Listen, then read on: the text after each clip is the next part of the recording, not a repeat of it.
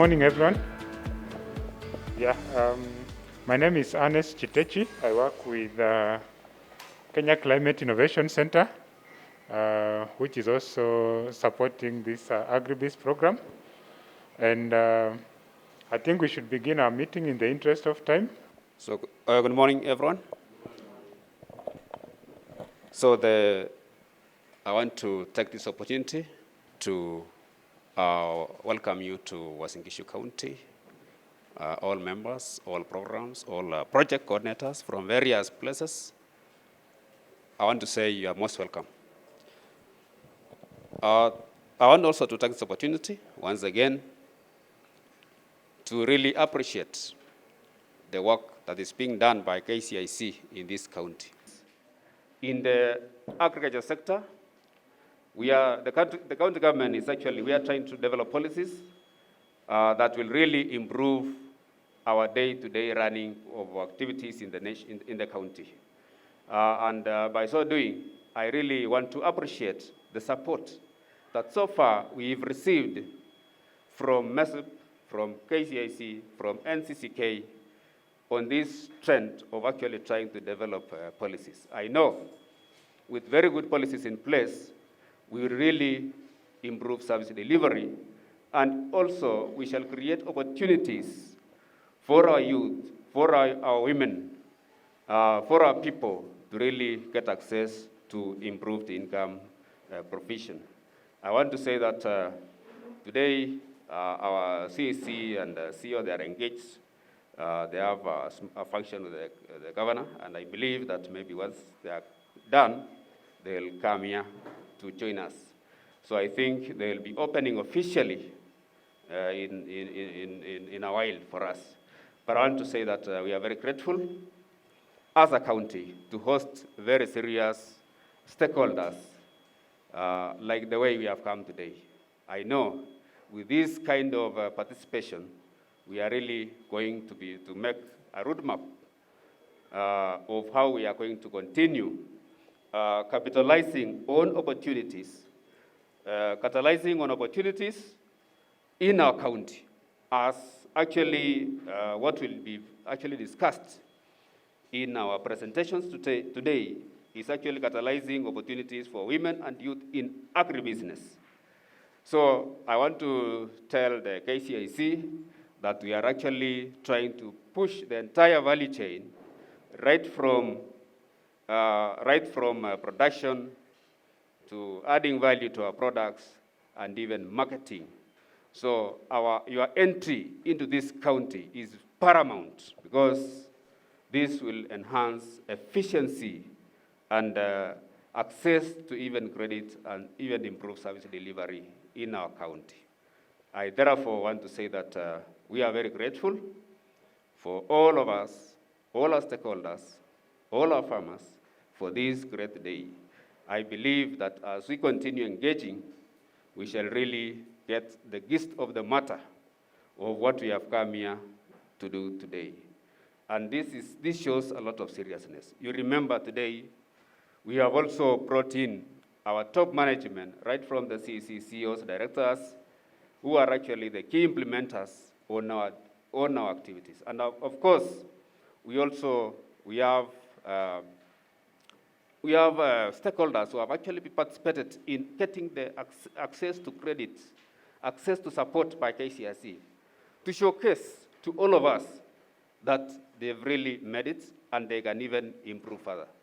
So I want to really thank all of us and say that let's continue educating, sensitizing our people so that they can get even more access to information and resources that are available from various stakeholders. I want to say that this is an opportunity that comes, and if we don't make use of it as a county government of Uasin Gishu, there are other counties that the same stakeholder is supporting. So why don't we capitalize and use the opportunity to be the leader in this support, getting support from Kcic and other development partners that we have here. I believe that is the way to go. And with this kind of engagement, we are going to even make other engagements in future that will bring on board other relevant stakeholders so that we can move the same talk. So with those few remarks, I want to say that we shall be joined by our CEC in a while. So maybe for the program coordinator, we shall just continue until such a time that our leaders will join us so that we don't actually waste time. So I want to say thank you very much. We appreciate you. Let's continue working together as a team, and that will give us the fruits of teamwork and stakeholder involvement. So thank you very much. I want to take back the program to the coordinator. Thank you very much, and feel welcome. Yeah, thank you, Director Serone. Yeah, thank you for those remarks. So I think we'll move on with our program. And from the KCIC side, we're also delighted to have you around, particularly the senior management of the county. And as you all know, the program that we have has been supporting all these youth and women in agriculture. And there are also issues that also come up. So there's one thing, building a very successful enterprise. And there's also another thing, ensuring that what they are producing actually gets to the market and finally to the consumer. So the meeting that we are having today will try and see what are some of the bottlenecks that these enterprises have, what role will any of the partners play to unlock some of those particular bottlenecks, what role can the county play. If I give maybe a simple example, and maybe within Uasin Gishu, you'll find maybe most women and youth are planting maize. And there could be one maybe who is doing maize for popcorn, for example. So this young man could go ahead, plant their maize. When they are ripe, they harvest. They decide now I can pop them, and because no one knows where I am, I can go to town and hawk my popcorns. When they reach to town, the county government will actually arrest them because they are doing hawking, which is not allowed, and they don't have a certificate. So just that's one example. Another one could be maybe one is planting pineapples or mango somewhere, and they need to move those mangoes to the market in Uasin Gishu. But you realize from the village to where the market is, the road is not accessible. So between the time they harvest the mango and by the time the mango reaches the market, they've actually lost half of that produce because the road was just not accessible. So those are some of the challenges some of these people face. And we are here to have very open discussion. We are not here to castigate whether it's government or a partner, but to see where are the challenges and how do we work together to ensure that the business environment for these small and medium enterprises, youth and women, actually are successful. Because our aim as a program is to see that we are creating jobs for these women and youth. And if we create jobs, that will also help them now earn income and increase wealth within the county. So that's the main aim of this program. But I'll just do a short presentation for those who don't know about Agribusiness. So the Agribusiness Program is a European Union funded program, and it's being implemented by KCIC. And this program, we launched it in sometime in 2020, just before COVID. But before I talk about the program, I just want to talk about KCIC. As an organization, we started way off in 2012. And the reason why KCIC was formed is to try and fight climate change. I know most of you have been following what has been happening in Glasgow. And there have been a lot of discussion around climate change and the commitments that each country is making in terms of fighting climate change. And I think I really liked the advert where a dinosaur had to walk into the room and give a speech to just explain why it became extinct. And even us as human beings, I think we need to think around it. So there was a discussion in 2010 about how climate technologies can be used to fight climate change. And the World Bank took up the challenge, went to various donors, and they got some funding. And those two donors, UK Aid and Danida at that time, gave them money and told them go and pilot this climate innovation, where you'll focus on small and medium enterprises developing climate smart solutions. And they were very specific. Actually, you have to try it in Kenya. So we were the very first one to be started in Kenya. We were the pioneers, but now there are quite a number of climate innovation centers across the globe. We had also a consortium partner that started out, and that was GVEP International. They've now changed their name to Energy for Impact. Strathmore University, where we are based, Price Waterhouse, and Kirdi, which is a government entity. So in 2015, we got registered as a company limited by guarantee. So our vision is actually very clear. We want to be that one-stop shop. If you come to KCIC, you'll get support when it comes to climate solution and also issues around sustainable development. And that's why we are here talking about agriculture, because we want to ensure that there's sustainable development in Kenya. Other than that, and our mission, those are key services, which includes business support, financing, and also creating awareness for people to know where can you go in case you need some support to enhance business and sustainable development. In terms of the services, the key services we provide are advisory services. We also provide financing. We provide access to information, access to facility. That's why we've set up a hub here in Eldoret, and creating enabling environment, like now the discussions that we are having here today. We have a board, and we are supporting clients around 5 main sectors. That is renewable energy, agribusiness, where agribusiness falls. We also have clients in water, waste management, and commercial forestry. We have quite a number of partners we work with and funders, so those are just some of the organizations that fund us.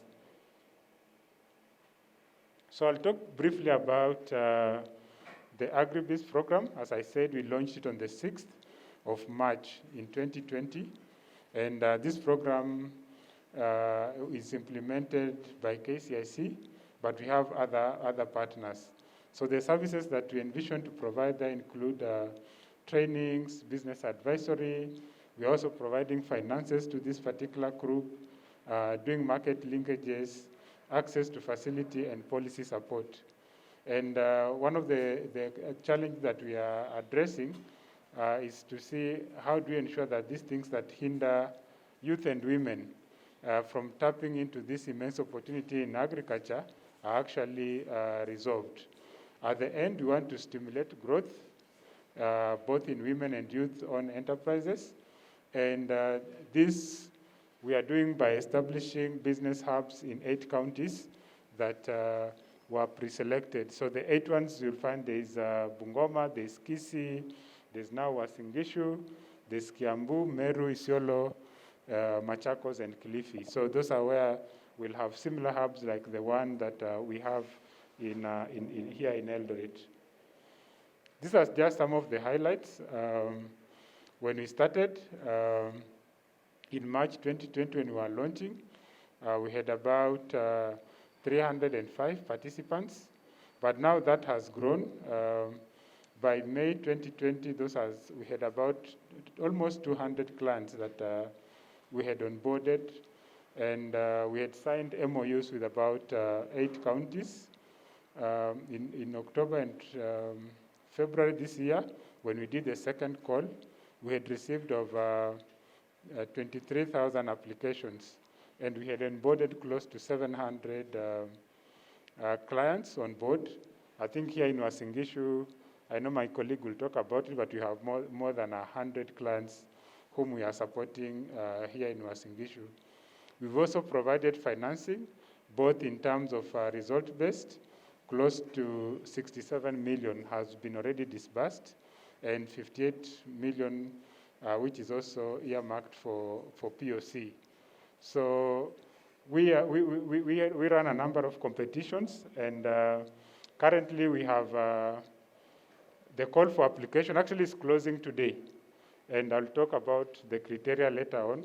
So if there's any enterprise or youth or woman whom you know can qualify for this product, they have until today, 8 p.m. at night to apply for this, to this particular program.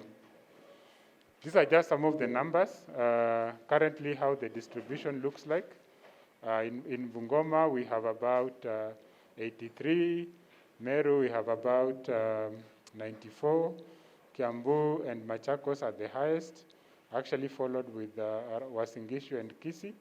So that's just a quick distribution of how our clients are distributed across the country. Some of the things we've achieved so far, after the launch, we've been able to create about 2,000 jobs since we started. Then we've also supported over 207 enterprises that have now been established and are now operating normally. And 157 million Kenya shillings have been mobilized to support some of these enterprises. This is just some numbers that I won't belabor on them. So far, we are at around 879 enterprises that have been supported. We've been able to reach over 22,000 farmers. So as we continue the program, we'll be able to reach more and more counties. On the policy front, currently we are supporting Machakos, Meru, Bungoma, to see how do they refine or amend and domesticate some of the policies. And we'll be reaching out to Uasin Gishu in the new year to see if you also have some policies like agribusiness policy, the youth agribusiness policy. So all those policies, if you want them supported to domesticate them in Uasin Gishu, that's a plan that we have come next year. So this is about the call that I mentioned, and it's closing tonight at 8 p.m. So you could be an individual, and that could be a male between 18 and 35. And for women, there's no age limit. So it's only for men. You must be a youth who is by 35. Then you're eligible to apply. So you could also be a community-based organization, a self-help group. You are also eligible. A small and medium enterprise who has a very commercially viable idea, you could also apply. So the application is open to all women and youth, and you must be operating in Kenya. It doesn't matter the county, because see, if for the hub in, for example, the one in Uasin Gishu is supporting enterprises all the way to Baringo, Elgeyo Marakwet, Trans Nzoia, so they're all eligible to apply. So our request is that you spread the word and let those who are able to apply be able to apply. Other than the Agribusiness Program, we also have another program called the Green Biz. And this one focuses mainly now on innovation, because the Agribusiness one doesn't look at innovation. It's suppose anyone doing an Agribusiness program. But if you come to the Green Biz, this one, your idea must be, it must have an innovation component, it must have an environmental component. So the criteria for qualification is a bit strict compared to the one for Green Biz. So this one, we're also going to open the call, I think in another 2 or 3 weeks. So we just want to urge you to tell people there's another something also coming up, and they can apply. So for this one, doesn't focus only on agriculture, but if you have an innovation in renewable energy, still have something in agriculture, you qualify, whether you have anything in water management, waste management, and commercial forestry. So you can apply for that particular program if you have any innovation in those 5 thematic areas. You can apply to this particular program when we open the call in a few weeks. So that's what I wanted to share today. And maybe I'll invite my colleague who is based in here in Eldoret to just say something about what we are doing in Uasin Gishu.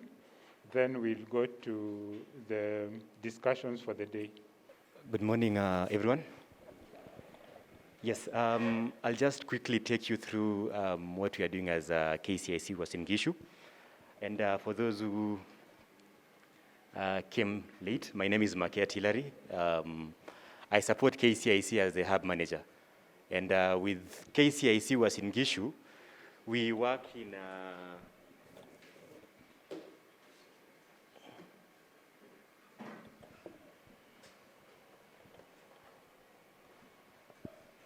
we work in 6 counties, of course, domiciled by Uasin Gishu. So besides Uasin Gishu itself, we support Elgeyo Marakwet, we support Nandi, we do support Baringo, we support West Pokot, and we support Turkana. And the bulk of clients definitely come from Uasin Gishu. So I'll just take you through so far how many businesses we've been able to support and in which key areas that we work in. So we've had, so far, we've been on the ground for the last 5 months, since May this year, but we've been working under Uasin Gishu since last year. So we had 2 cohorts. The first cohort that Kcic supported under Agribiz was in 2020, and we supported 15 businesses.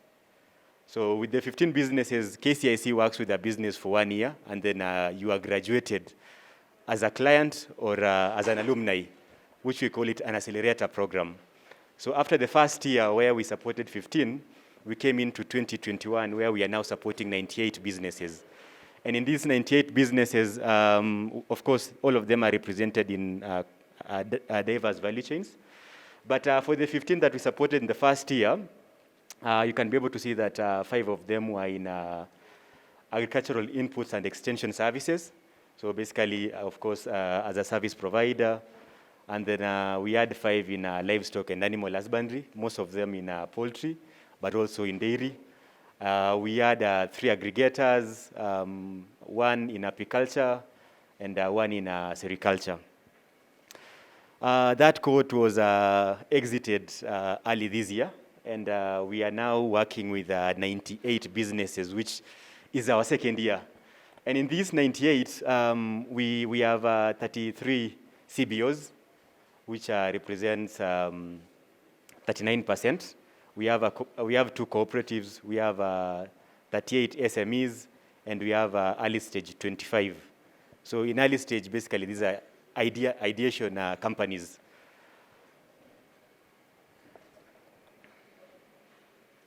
Well, out of the 98, you can be able to see that 73 of them are being supported at Uasin Gishu. So that is quite a good percentage, about 75%. And I believe we are giving back to Uasin Gishu being the main county, and we would like to continue this trend as well, or even much better. 10 businesses come from Baringo, 7 from Nandi, 5 from Elgeyo Marakwet, 3 from West Pokot. Unfortunately, we do not have any business from Turkana. So we are hoping that in this coming year, we can be able to bring at least some few businesses from Turkana as well. Out of these 98, you can see how the value chains are represented. And the major one is, of course, mixed farming. And when you talk about mixed farming, we have a client probably working in crops and also working in livestock. We have 17 of them in poultry. We have 17 in horticulture. We have 5 in agro inputs, 5 in dairy. Mushroom farming, we have 4 of them. We also have apiculture, so beekeeping. We have aggregators. And aggregators, mostly we look at those that are working around either cereals or they are doing also horticultural aggregation. We have pig rearing, 3 of them. We do have seedling propagation, and 2 of them are represented here today.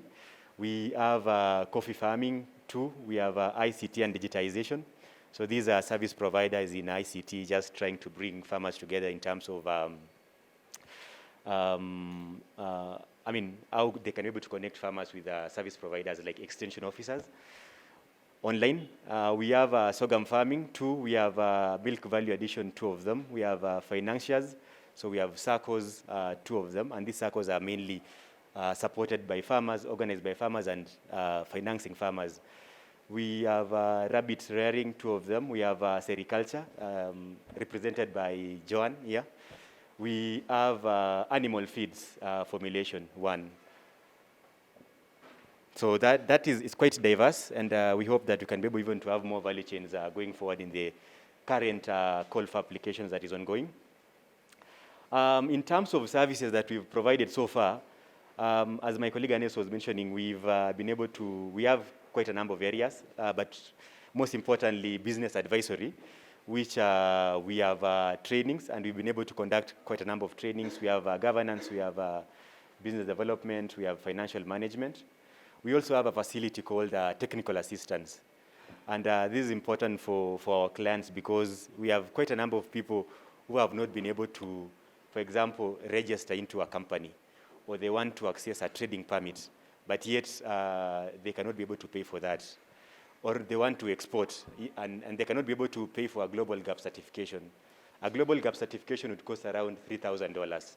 So KCIC comes in and supports the client in acquiring some of these certifications. We have issues of legal support where they need development of a contract with, let's say, suppliers or even farmers. KCIC comes in and assists in developing these contracts. We also have support in branding, development of websites, issues on flyers, brochures, and all that. And of course, coming up with a market research for our clients just to be able to help them sell their produces. We also have, of course, ongoing due diligence that we normally visit our clients every month, and we've been able to see 83 clients so far. We have what we call mentorship, and mentorship is a one-on-one peer advisory, where we are now launching it from next week. And it's going to be a 1-year program. We also have what we call access to information. And in this, we were able to partner with the county in conducting a World Food Day. But also, we would like to undertake more exhibitions going forward. We also have, of course, online fairs. We have platforms on WhatsApp, and clients can be able to just walk into our offices and acquire information necessary for their businesses. We have access to finance. This is very key for many businesses. We've been able to, so far, approve and disburse 26.9 million.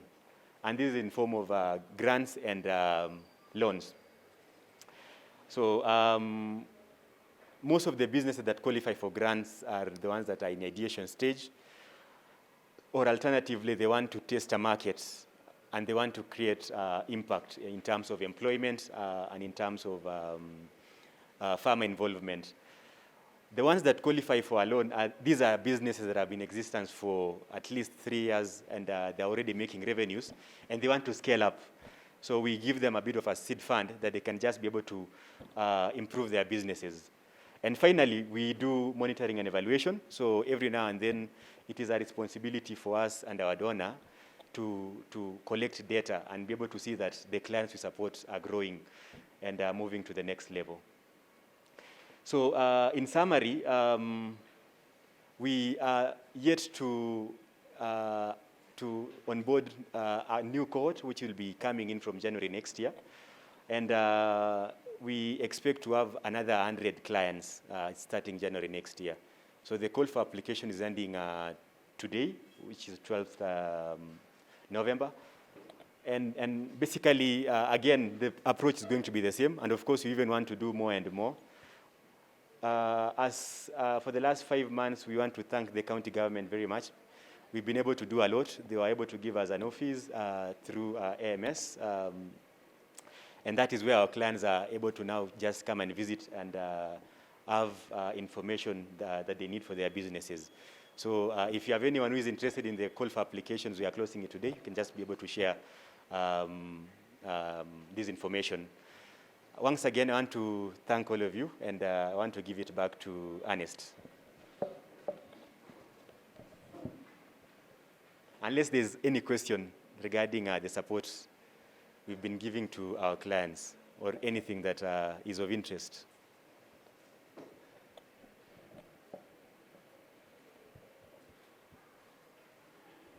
Yeah, thank you, Hilary, for that. So at least now you know what the Agribusiness Program is all about. You know about KCIC. And because we are to have the CEC now give remark and open, and the CEC is not here, I think my colleague is just confirming whether our tea is ready, so that we can then break for tea, and in 30 minutes we can come back and start the discussion. Welcome back. I'm sure you've enjoyed your cup of tea, and now we are re-energized for our next session. At least that energy can take us until lunchtime. So we want to move to the topic of the day, what has brought us here, the open discussion on some of the policy issues. We know policy issues are very sticky issues, but we want to have a very open discussion, and particularly from the enterprises. We would also want to hear from you, where does the shoe pinch? Because now we have quite a number of stakeholders here. You may be having issues with certification. You could be having issues with licensing. You could be having issues with mobility, and then many other issues. So we'd want to hear some of those issues.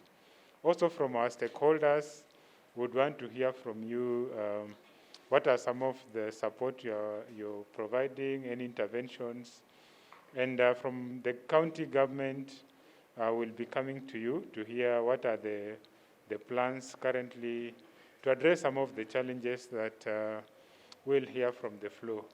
So at this point, I want to invite my colleague, Vincent, who will then take us through the next session.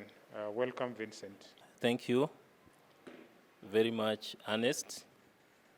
And also, thank you very much to the various stakeholders that are present here today. And this is just part of what we do to also support our clients unlock some of the opportunities that exist within the wider ecosystem, but also to come together and, as Ernest mentioned, look at some of the challenges that arise and how they can be addressed from that multi-stakeholder point of view. Because our belief is that as an organization, we can only do so much, but then it reaches a point where even if you provide everything and address some of the underlying challenges, we don't do it in isolation. We recognize the role the government plays, both at the county and national levels. We also recognize the role played by different stakeholders.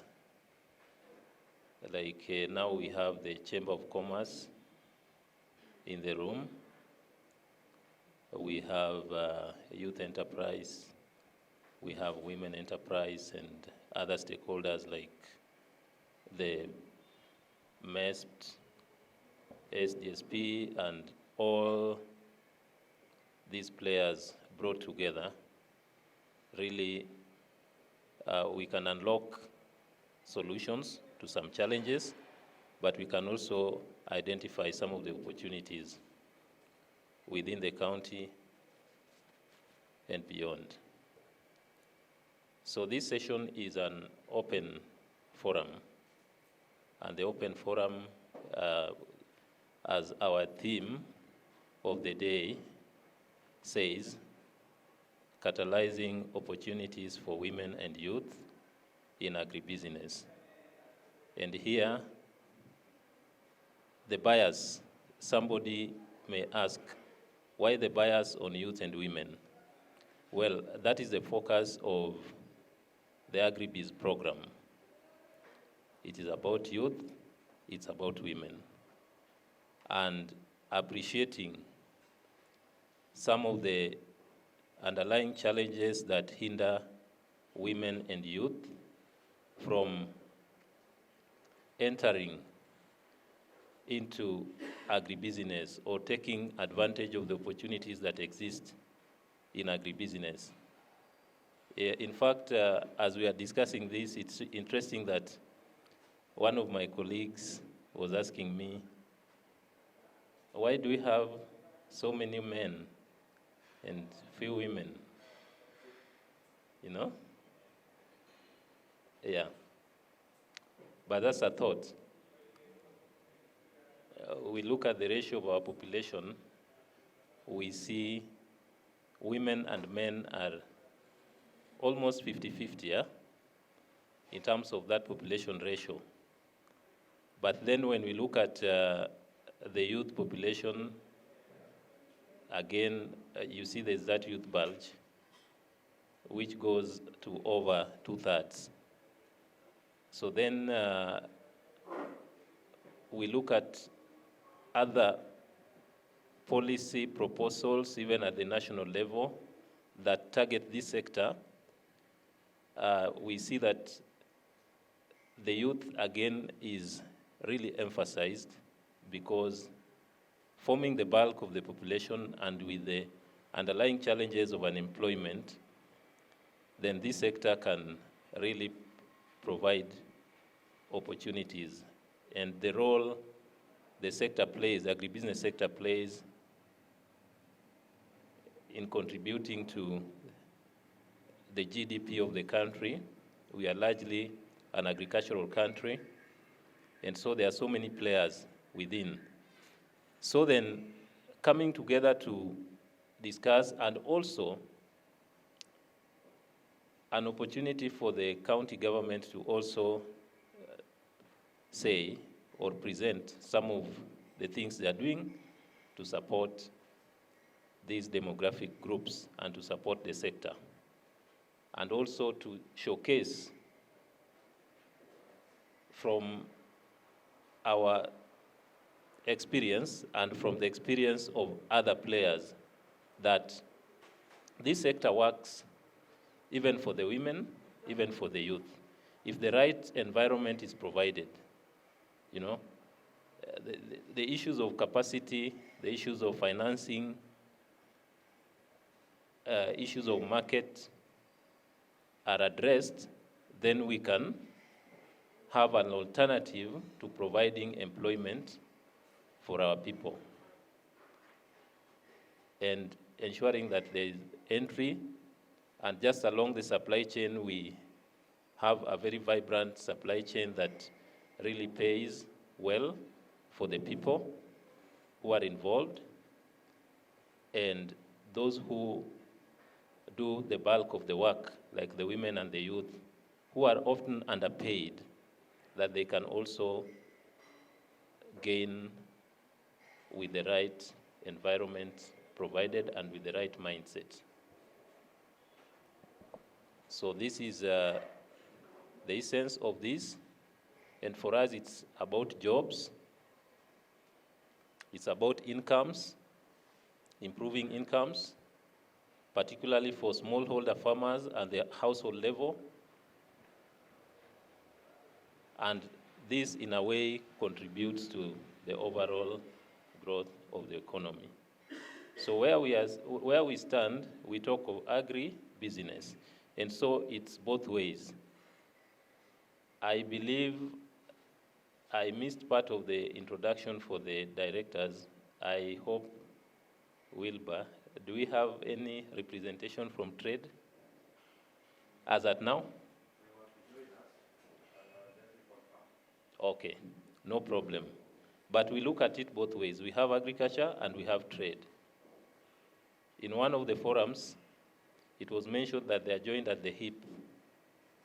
So when you produce from the farms, for it to reach the fork, it has to go through markets, right? And so it's also about unlocking market opportunities. And it's also enabling the government to get revenue. And in the process of getting revenue, we should not drive people out of business in the name of getting revenue.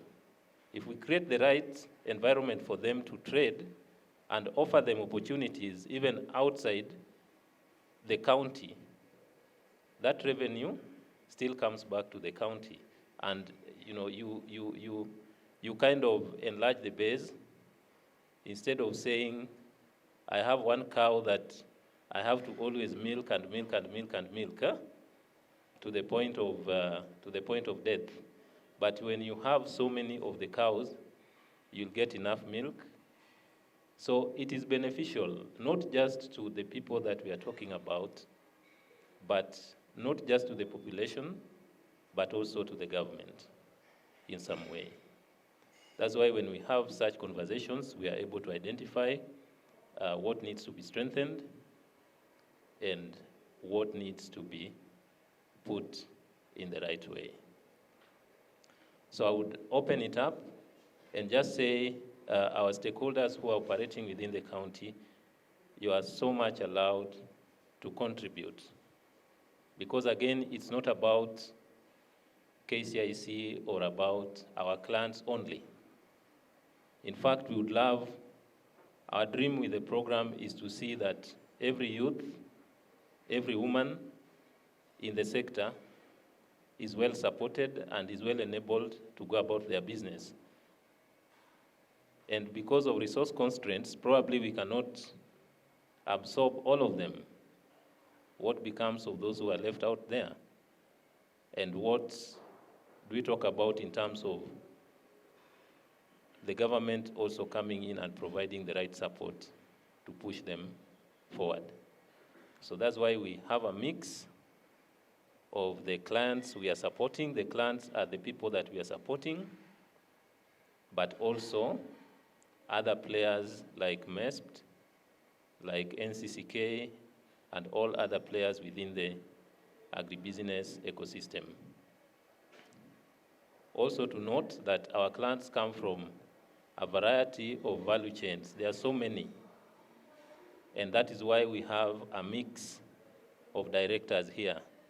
Within the agriculture department, I know they have different directorates: fisheries, livestock, agriculture, and just all that. So I know some of the issues that will be raised here touch on the various functions within the department. So we would love to also hear from the directors where they need to probably respond to some of the issues. We welcome you to respond. That is the essence of the Open Dialogue Forum. So by responding, you then be able to say what is being done or what can be done, and even some of the proposals. Some of them might just be proposals. And CDA mentioned that there's an ongoing policy process, which we are also coming to be part of. And so some of the issues can go into that policy. Some of the issues probably will just require administrative action and they are sorted. Some of the issues may need further deliberations, maybe within the departments or across departments, so that they can be ironed out through policy interventions or administrative interventions. That's just okay. But then at the end of the day, we are also enabled in terms of awareness creation of some of the issues that come through within the sector. Because I know you engage quite a lot even with the private sector who are involved within the sector. But at times, it is very difficult to get a forum like this that we sit down on a round table and just discuss different issues among various stakeholders. So just to say that it's open, it's friendly, it's cordial, and it's about really seeing the bigger picture and finding solutions. So I would want to start off, and you can mention what is working, appreciate where the government is doing well, and what needs to be, carried forward. When we appreciate, we say this is working well, maybe within this sector or within this value chain. We just need to make it. We should not lose the gains, But also, where there are challenges you can mention, and where you feel can be strengthened, and you have maybe a proposed way forward. And our clients, this from our discussions, some of the issues that have come through, you are free to raise them in this particular forum. I know the CEC may not be here, the chief officers may not be here, but with the directors, this is when they come, and even on their own, the message will be taken back, and we will follow through on some of the proposals that we have here, so that when we have the next forum, we will take stock of where we are and where we will take stock of the resolutions today and see where we will be by that time as we also push for a way forward. It is not to say that all solutions will be found in this particular meeting, no. Even just letting them know that here the issue is pinching, that is a step, because the conversations must continue. The conversations must continue behind cameras, in front of cameras, and in every other space that we get. So I welcome you, and I open it up to our stakeholders and to our clients. Okay, good morning once again. Or is it afternoon? Yeah, okay. Now, we do realize that when it comes to production, whether it's crops, animals, market is very, very key. So that even when you want people to adopt a certain project, they want to know, is there a market? That is something that we were facing as fisheries. And at some point, we had a program from the national government, which was economic stimulus program, which had all the components except market. And so when the farmers got their fish to maturity, the main challenge was always market. I mean, the feedback from the farmers about the challenges they are facing was always market. Until we decided to provide a forum, an opportunity for the farmers to bring fish and market at the station, fishery station.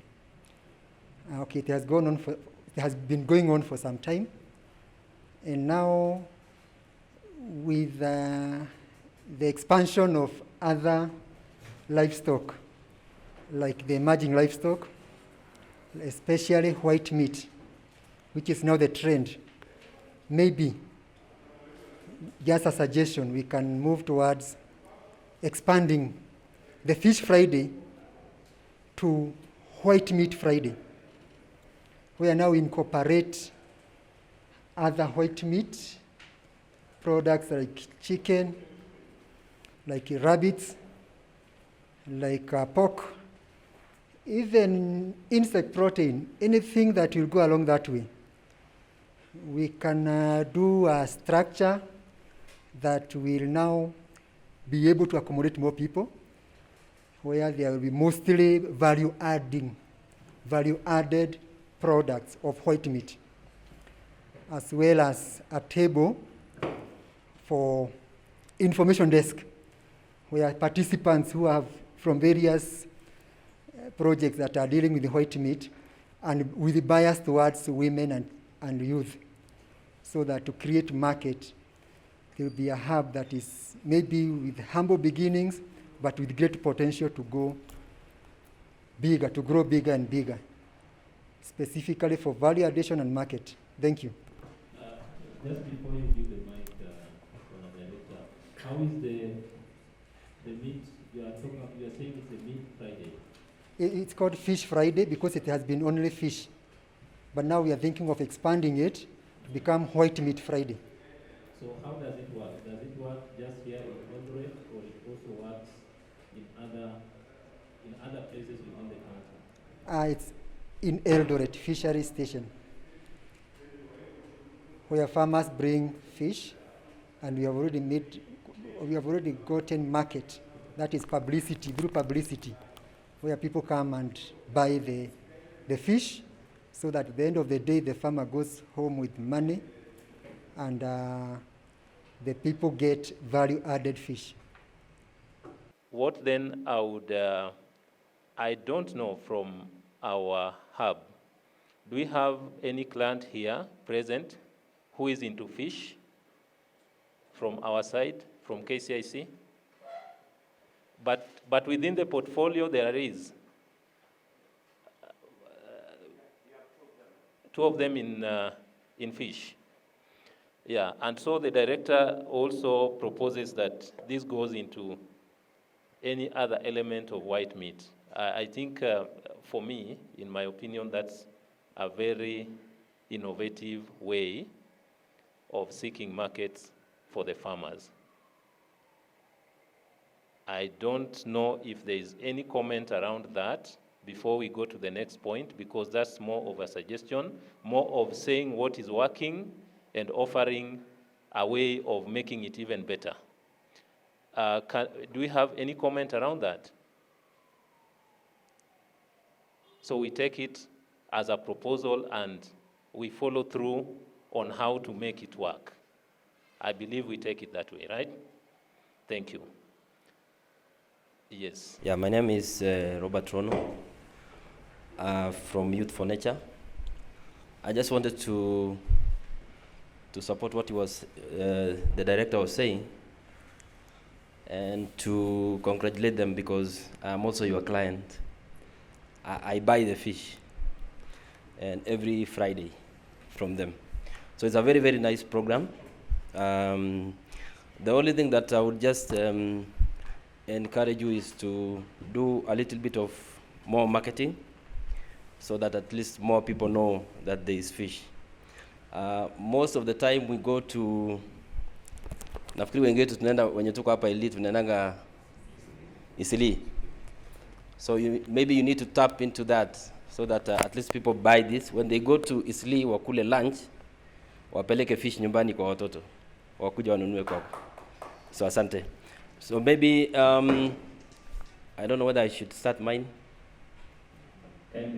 Okay. The same thing, maybe it can be replicated by the various departments. Like for us, we are in tree seedlings with my sister here. So maybe those that in agriculture department, the director, the CEC, and the bosses, I think if you can also support us in that area. We know we may not have that capacity because we're still small groups, and one of our biggest challenges is normally the financing, which we really want to appreciate the KCIC people for coming in, and we've seen some improvements in terms of marketing, but in terms of maybe financing to improve on our quality of our seedlings, maybe, because I understand most of the county is a bit very serious when it comes to the quality of the seedlings.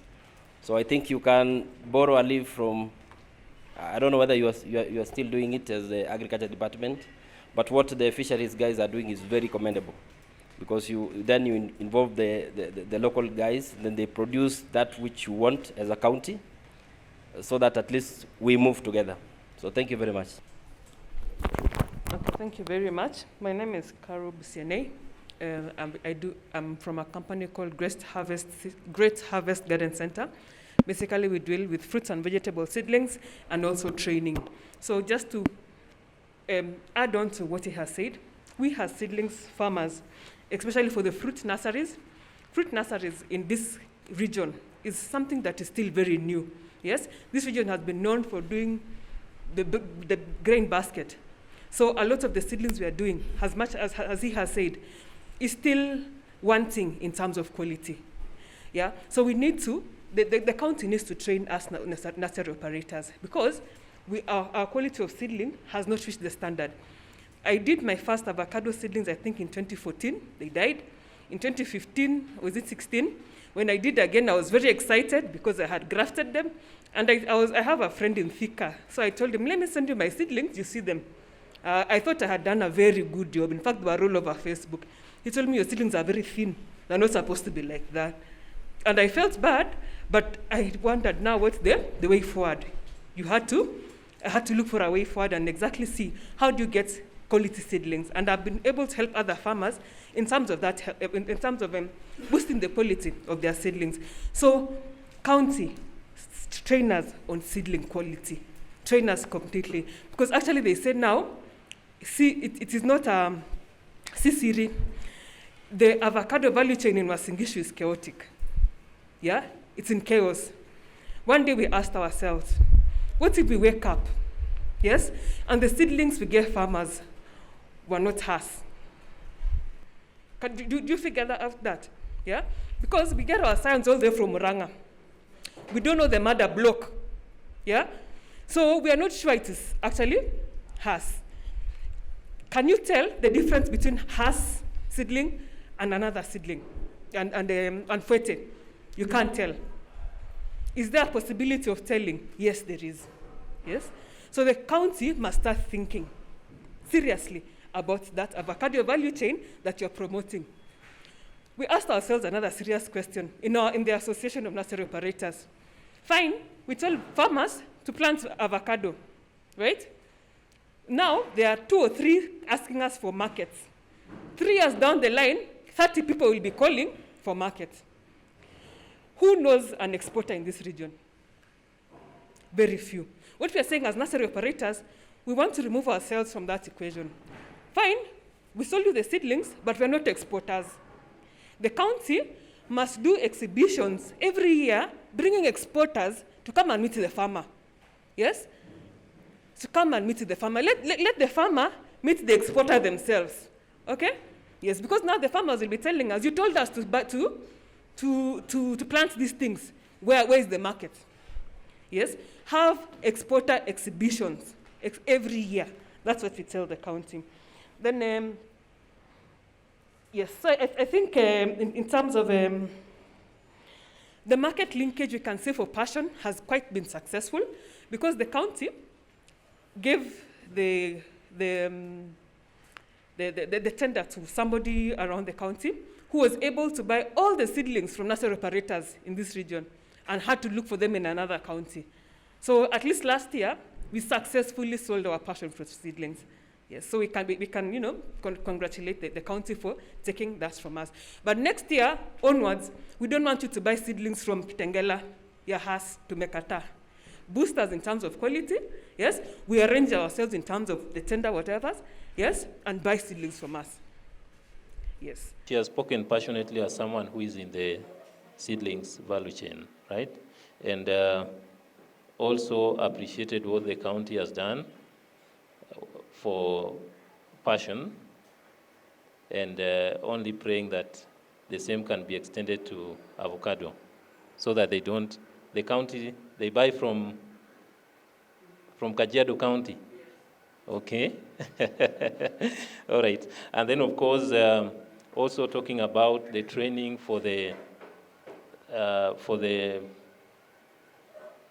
nursery operators, just to train, build their capacity so that they get quality seedlings. Thank you very much. I think I'll just respond because the director was out. Maybe he did not, he will just, I'll clarify so that he can add more on the clarification that I'm going to make. My name is Asawa Ismail. As I said, I'm Deputy Director Agriculture.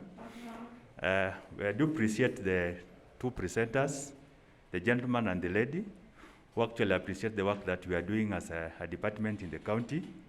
Of course, we have a program we call Promotional Crops Program, whereby we purchase fruit seedlings, and especially for now, we are majorly on avocado value chain and passion fruits.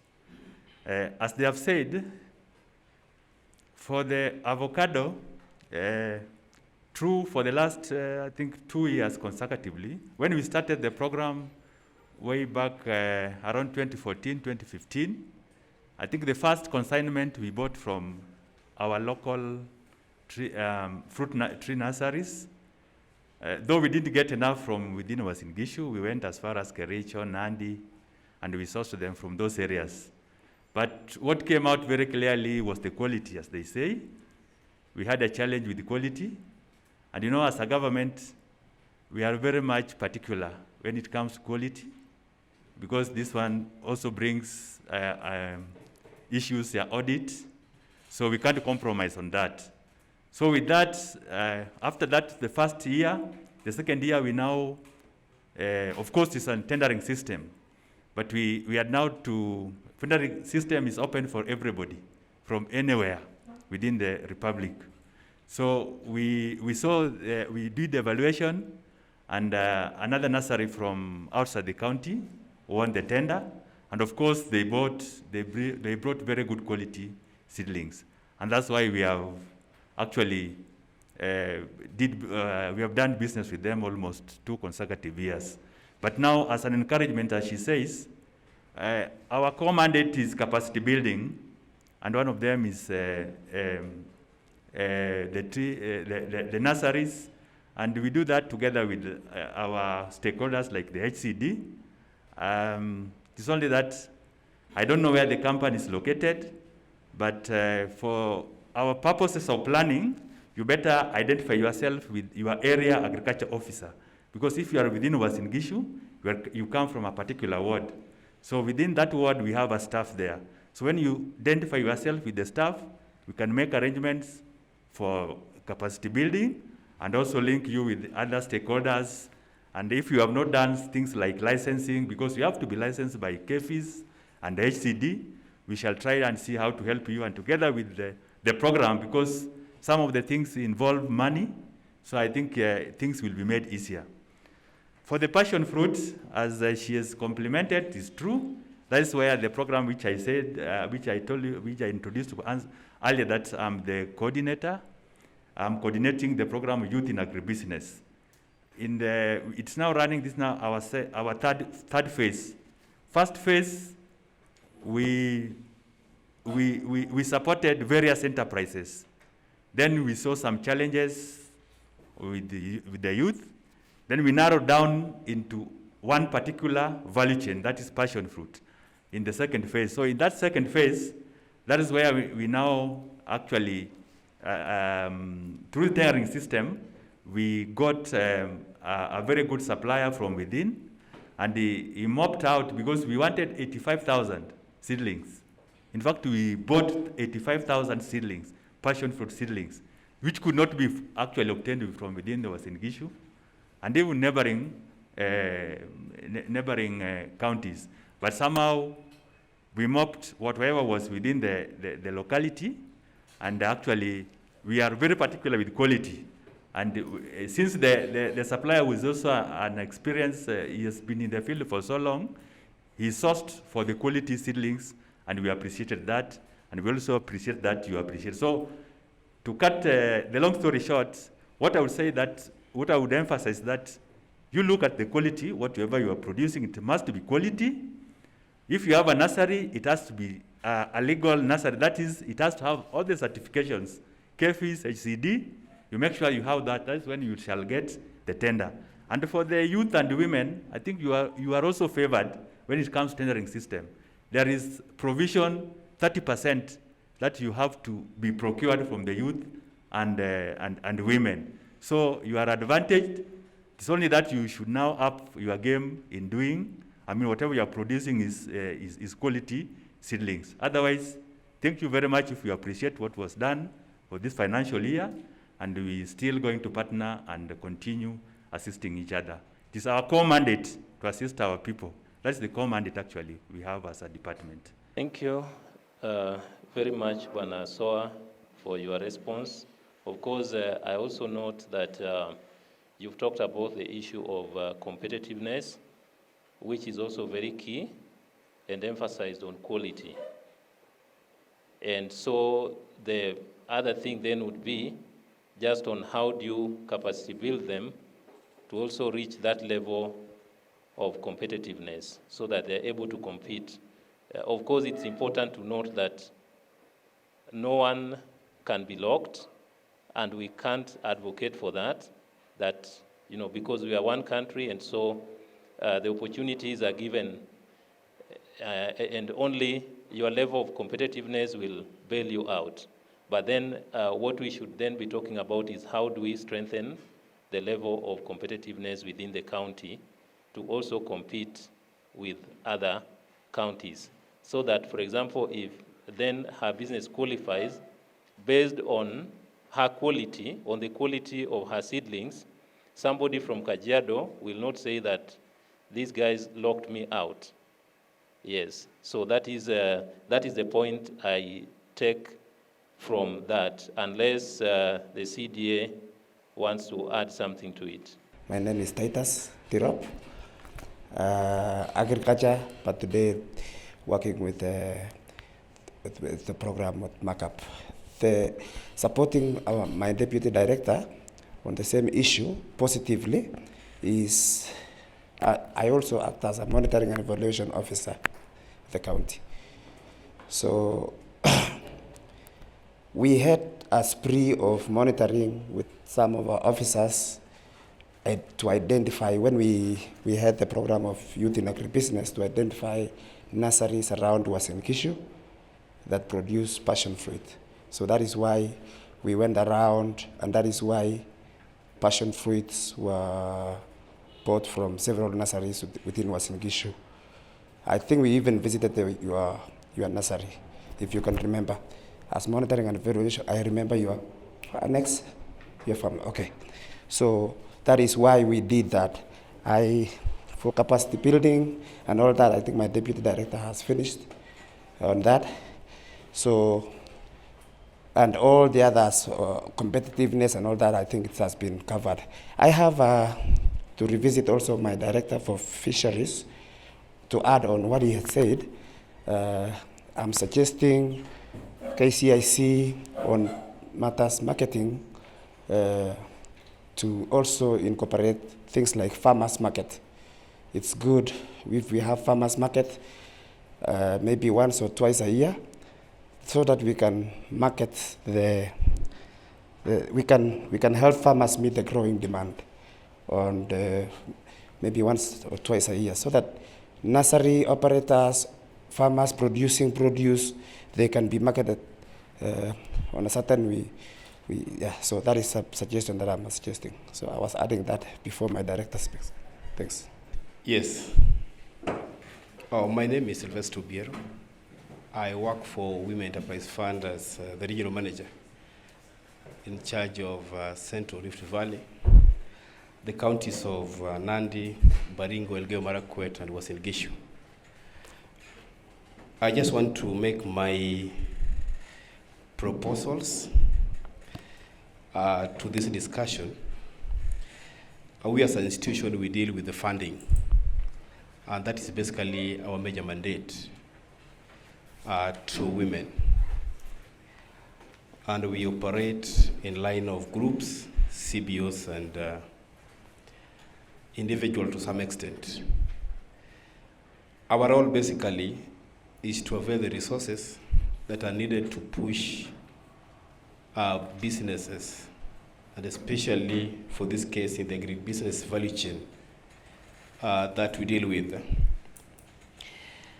One of my proposals is now that the institution that is here are dealing with the agribusiness, it would be my desire on behalf of the institution that you link your clientele with our offices across the sub-counties. Yes, I know you do grants and you do some bit of credit, so that we complement each other in terms of the resources availability. I would love to sit in a forum like this, and one is able to testify and say, through this meeting, I was able to get a link from Women Enterprise Fund, got 100,000, supplied seedlings to this kind of institution, so that when there is a gap of finances, we come in very fast. The other bit is on the link on the trainings on the value chain, which we support much also. And especially this we do with the Department of Agriculture in various sub-counties. If we would have a formal framework of doing this, then we are able to identify specific cases that needs to be taken through specific trainings and complement each other in terms of resource contribution. That would go along the way. The other part, I know not all collaborations must be made formal in terms of MOU. I think MOU is the highest because engage, but in the local arrangement, we can fast track the various collaborations and partnerships, and we define roles of each stakeholder in those collaborations with clear goals and objectives, and one becomes responsible in this. And therefore, as an institution, I would love to see being probably advised, given, or we agree on specific areas of my contribution. That would go along the way. Last but not least,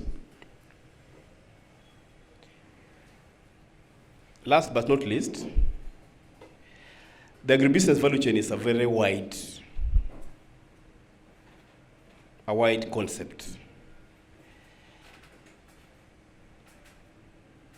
We would love to see and hear the beneficiaries share their case studies, not only in a forum like this, but be used like mentors to various groups outside there, that other individuals, women and youth, are able to emulate, copy, and run with, courtesy of the stakeholders seated here.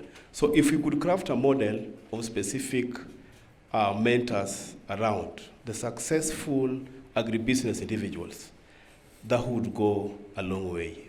Thank you very much, my brother. You've spoken to very pertinent issues, including collaborations and partnerships and what you are doing, and how what we are doing can also feed into that. Of course, listening to that is very important, and I'm very sure the hub manager behind you must be very excited, particularly around the financing opportunities, because even for us, we are not able to finance every enterprise in our portfolio, but then we also support them to access external funding. So that's okay. The issues of collaborations and how we can come together and even pool resources with regard to activities, that is well taken in.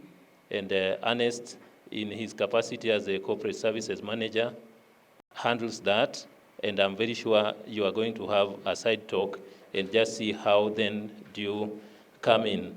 Of course, the model of having the cases and to showcase the success stories, even at forums like these, is also very important, so that we really show what is working.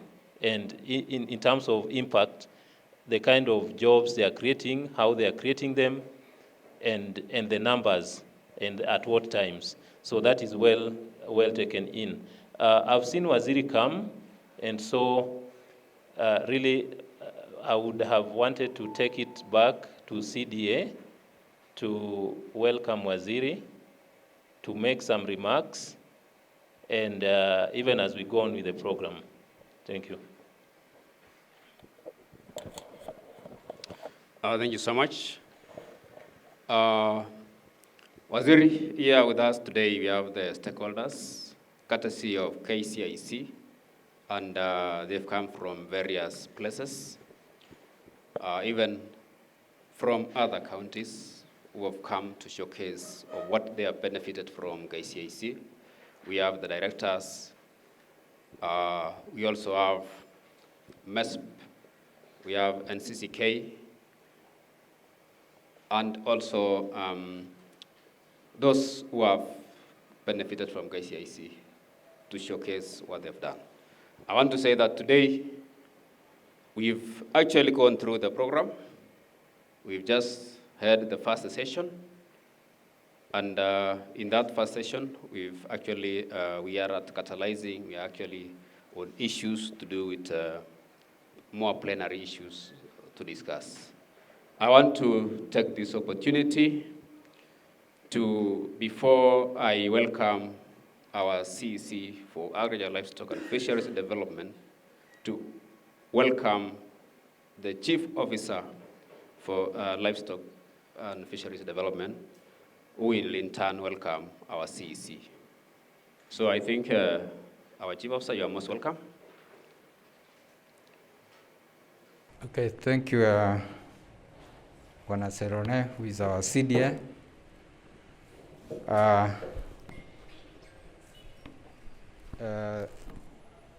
The team which is here today, KCIC,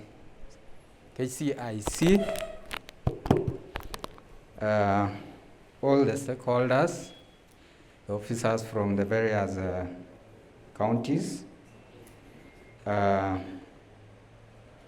I believe this opportunity is very important for all of us. And as we go through what we plan to, I think it's an important occasion so that we are able to look at what we can do to empower our women and youth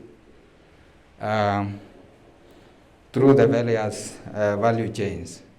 I think it would be very important as we see how we can be able to identify those opportunities for business so that our women and youth can be able to benefit, to reap the benefits from what KCIC in this agribusiness can be able to catalyze.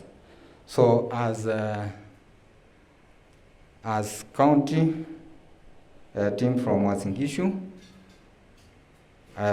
we are ready to facilitate and partner together so that we ensure that our youth, our women can be able to identify. We can work together and identify those opportunities so that we upscale and ensure that they become a reality and be able to empower them economically. So otherwise, I don't want to talk much. I think before I hand over to Waziri, to invite Waziri, my name is Barnabas Sto, Chief Officer for Livestock Development and Fisheries. So otherwise, welcome, and sorry for coming in late. I think we had another activity, but nevertheless, we are here, and we'll be able to go through this together. Otherwise, let me take this opportunity to welcome Waziri Yego, Agriculture, Livestock Development and Fisheries. Karibu Waziri. Yes, my name is Samuel Yego, CC for Agriculture, Livestock and Fisheries. Let me take this opportunity to invite all of you to our county here. And I take specific cognizance of KCIC for this support. I know you are evaluating proposals that have come and also still willing to support any other groups. We need to change our agriculture from subsistence to further value addition and to modern innovative technologies. And this is the way to go. We realize that women and youth are the key movers in this sector. And I'm happy that at least this is the target group. And I believe this stakeholder group forum composes a good percentage of them. Are we? Yes. So the world depends on us, the able group. To maximize on production, we realize land holding is getting smaller as the population grows. So there is a need to actually enhance and improve the production from the limited land. But we have to do it in an improved way, utilizing the latest technologies that are available. So it's for this reason that we are here, to brainstorm together and move the agricultural production from low profits towards maximizing and earnings from this investment. We realize not all the parts of the country produce food. We have surplus counties and we have deficit counties. So those ones who have the potential to produce, please, let's take this opportunity to maximize on what we produce. And by that, we cannot succeed without harnessing the technology and the expertise that we have. So for this chance, I would really want to say, KCIC, thank you very much for this effort. Let's join hands together with our departments so that we can be able to improve the productions and maximize on the productions per acre. And any other enterprise that we invest in, let our farmers operate with the latest technology in place. So I'd want to say, we are free to engage. This forum is open. Let's put our energies, let's put our contribution, all of us, for the success of these programs. So thank you very much. Yeah, thank you so much, Waziri. I think now the workshop has been opened officially by our CEC. So I think members, we can engage now with whatever we were doing. We can continue from where we had left. I just want to hand over the program to the coordinator, continue from where we had left. And before that, I think you had mentioned that I just wanted to add on the question that had been asked on the issue of nurseries. We have the pre-qualification criteria that is normally given to those who want to start the nursery. So they can visit our office of the agriculture. They can be given the pre-qualification criteria. They must have minimum, they must have those, they must actually have water and other things. And it must be certified by KFIS and HCD. So from there, they can do the assessment and officially even now apply for the license that will be actually given to them. So I think as at now, we don't have enough nurseries in county government of Uasin Gishu. So the moment we get farmers or youth who will be engaging in nurseries, then that will really add value to what we are doing. Remember last year, we were actually trying to get some avocados, some coffee and all that, but we realized that we ran short of that. So if a group was actually, had actually set up nursery with very good competitive crop, as he has mentioned, then definitely they would even be part and parcel of suppliers to the county government. And we could just recycle our money here. So that's what we are after. We want to see that our farmers get the quality seed. Once we exhaust what we have from the government establishment, of course we have LTC Jabarar who have been doing for us, and once we get that and exhaust, then we go in for those other nurseries who are actually propagating, making seedlings, doing seedlings for us, for commercial purposes. And that will need now that competitiveness. You must produce the quality nursery. The other thing is on marketing. I want to mention that by the time the county government engaged our farmers on promotional crops. They've done enough research. They've done enough research to ensure that there is market for this produce. So as we talk today, I want to tell you that we have market. Let's link up. Let's create linkages so that at the farm level, try to link up with the county government, and the county government links up with even other exporters. So we have market for macadamia, we have market for avocados, we have market for whatever we are promoting. And also, I just want to say that we are having a problem on potato seed.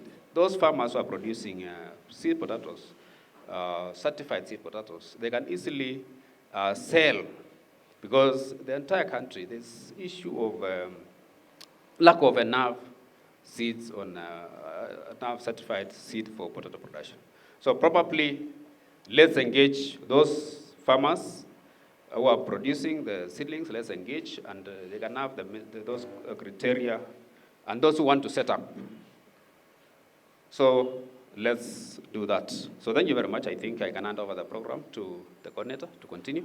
Yeah, so thank you. And from our end, Bwana Kcic, we just want to thank you for taking time to grace this event. You're free to sit in if your time allows, because we have quite a number of discussions that are coming from these stakeholders, and some of them may need some feedback from your end. But as KCIC, we just want to assure you of our support as an organization to the county to ensure that we move agriculture to the next level. We know Uasin Gishu is one of those counties that are actually agriculture-based. You've mentioned something around technology, and we are willing to work with you, because we also have a program that actually is supporting innovative technologies when it comes to agriculture. So other than just the Agribusiness Program that we are talking about today, we also have that particular program, and we look forward to working with you. So thank you for coming, and I think I'll hand over back to my colleague Vincent to get views from the floor. Thank you. Thank you very much, Ernest, and we thank Waziri and the Chief Officer for finding the time to be with us. We may go on for another 30 minutes before we break for lunch, and then we will know whether Waziri will be in for the afternoon session or not, but we highly welcome them to also listen to some of the issues that are coming through within the next 30 minutes. Thank you very much. Good afternoon once again. As I introduced myself earlier on, my name is Mark Anthony Otwane. I represent Kenya National Chamber of Commerce in the capacity of the CEO. First of all, I'll also again appreciate the presence of Waziri. At least when we are contributing and he is present, I think we go in tandem. Now, I'll try to be brief and dwell on three aspects. That is the market, and information, and the technical know-how. Now, we normally say, I've heard someone here saying market is a challenge, market is a problem for our produce. I'll say there's market for everything. The market is an ocean, it's the buckets that you scoop that matters. As Chamber of Commerce and Industry, as I said earlier on, we advocate for the interest of the business community, and even farmers are part of the business community. You heard in the clip that was running earlier in the morning, His Excellency the Deputy Governor Chemno said agriculture should be approached like business. I hope we had that. Agriculture should be approached like business.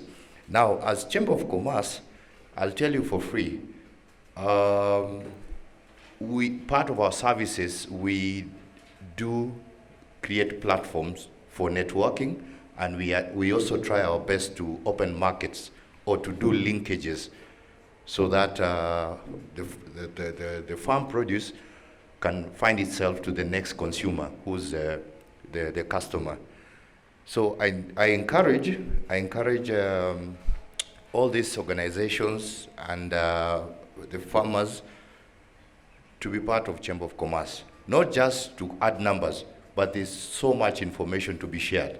I'll tell you for free. I was also privileged, I think last year, if I'm not wrong, we were in a farm with the Waziri here of macadamia. I wouldn't go into details, but you can imagine people are already doing macadamia in Uasin Gishu, and they are guaranteed the market already. So lack of information makes us panic. But I'll tell you, Chamber of Commerce has information, and please feel free. We are devolved in 47 counties. When people do avocados, the first thing they imagine, where will we export?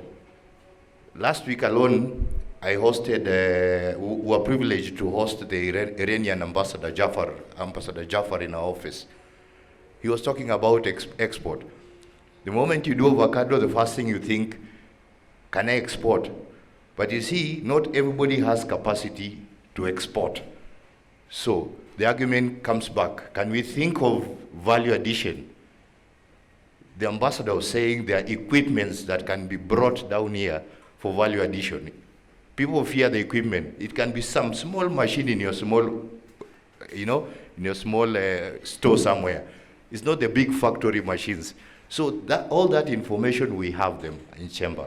We encourage value addition because the market is still not exhausted in Kenya. Even in other counties, the market is not exhausted yet. Now, the last comment I'll make is the technical know-how. I have had Agribusiness, they do a lot of funding support, which is a good thing. But one thing that we as Chamber realize is the uptake, not even uptake, the ability to interpret those technical application requirements for someone to succeed to get the funding. Chamber of Commerce partnered with Moi University. We signed an MOU that is existent that is aimed to help any person, not even farmers alone, cutting across. When you see an opportunity to apply for either funding or a grant or anything, quickly and you don't understand maybe how to go about it, just approach us and we'll link you to the relevant department in Moi University who will take you through and help you fill so that we don't lose out on opportunities that are there. A year ago, before COVID, we also were privileged to host the European Union Ambassador, Simon Modu, in our offices. And the same issue came out. He was saying we have like 4 billion for uptake, but nobody was going for that funding. Reasons, the issue of technical know-how. The moment you open that link, 1, 2 questions, you are out. But why should you lose such opportunities when we have partners? So moral of the story, I'm saying, let's continue with this partnership. Every person has an interest to grow agribusiness. Let's also support the county government because they're also doing their bit. And as the private sector, we should also plug in and support them. Thank you. Thank you very much for those comments from the Chamber of Commerce. It really speaks to the issue of access to information, and particularly information regarding markets, and offering an opportunity on the kind of information they hold at the Chamber of Commerce that can be supportive to identifying available markets, and also giving the hope that with technology, with value addition, even the local market is not yet exhausted. So those are the kind of linkages that we are looking at to be able to unlock some challenges within the various value chains. And most importantly, the technical bit, where he has mentioned the partnership they have with Moi University, to be able to support you, the entrepreneur, in unlocking the barrier, the technical know-how in approaching maybe applications for funding and all that. So those are the opportunities that we also identify from this forum and which we can then tap into.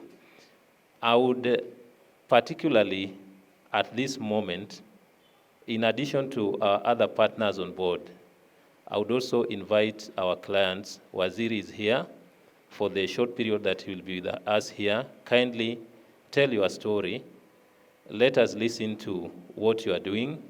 Let us also listen to opportunities that are there within your value chain that any other person out there can tap into, wherever they are in this part of the county or even beyond the county, and what kind of barriers are also there. There are challenges that they can address as a county.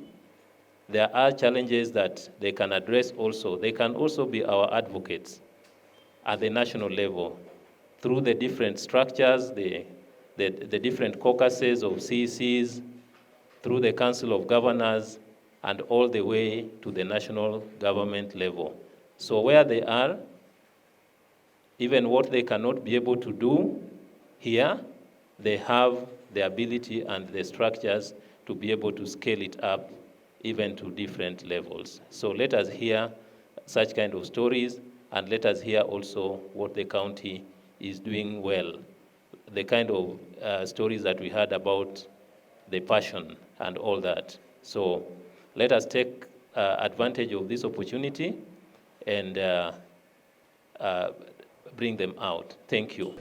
So Waziri, the Kenya Climate Innovation Center team, and all partners and all protocols observed. Good afternoon. My name is Sami Sugut, Chairman of North Rift Big Four Agendas Ambassadors. This is a group which is geared towards realization of food security, wealth creation, and job creation through agribusiness. So this is a great team of youths cutting across around 6 counties in North Rift, focus on production and all other value chains. So my concern is first to appreciate Kenya Climate Innovation Center for having spearheaded Manena Business Incubation Centers and also advisory and technical services. Those are the most critical elements in each and every business. In each and every business, technical know-how, business advisories, and all those other support is what is necessary. So tuna appreciate hiyo kwanza kama wafijana across North Rift, tunasema asanteni sana. On the other issue, I want to pass and also appreciate county government for what they are doing, especially Uasin Gishu county government. My only concern and appeal is one. We are also doing investment in fresh produce. Our main challenge, like last year, we faced a lot of challenges in production of fresh produce crop. The main challenge was water, because we depend on rain-fed agriculture. So my appeal is to the county government to set up and expand irrigation so that more youths can venture into kilimo biashara without depending on rain-fed agriculture. The other issue is access to finance. My appeal, if we add legislators from National Assembly, the collateral requirements by agricultural finance corporations don't favor youths and women in agriculture. Those rules by AFC are not at all favorable. So I call upon Waziri in charge of agriculture to pass this message to the members of parliament or to the National Assembly there so that those rules can be improved. You cannot be telling the youths to produce title deeds when they don't first have lands. And women, access to land and finance is a lot of problems. Also, we have a lot of large chunks of land lying idle. I was requesting that if we had representatives from institutions like Moi University, having around 10,000 acres lying idle, like Garia prisons having thousands of acres lying idle, we want to encourage the government and also the private sector, so that we can partner. Those guys should lease land to the youths wafanye kilimo biashara. Let us set up those institutions sikue pia tutumie hiyo research yao na wasomi wenye wako pale, tutumie research and technology tufanye kilimo pale. On irrigations, if county can think that it's too expensive to set up irrigations, why don't we have special economic zones ya kufanya kilimo biashara? Na wana wengine wako na special economic zones pale. Tukue pia na special zones kwenye wataweka maji na kila kitu, na waseme vijana wote wenye wanataka kufanya kilimo biashara waende ile kona, muende mufanye production, mufanye kila kitu kwa ile kona. That is also my request. On the other issue of on agronomic support, my request to the government and to private sector, let us expand and let us hire more guys to offer agronomic support. Because on the aspect of technical know, supporting those businesses and supporting those agripreneurs to produce more needs also more experts. So it's unfortunate that we have less guys in extension, not only in Uasin Gishu but across.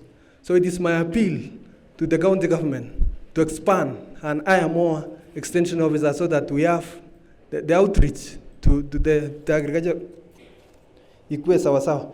So lastly, kuna issue ya saa zingine unaambiwa there is this issue of certification.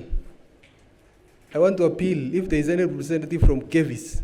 We are doing potato seed multiplication and another nini. Tunakuwa na shida sana on the cost of testing bacterial wilt and potato cyst nematodes. Those costs and those certification, the costs are so high that it discourages people to venture into those production of high quality seeds ya potatoes. So tungeomba ya kwamba if possible, the government can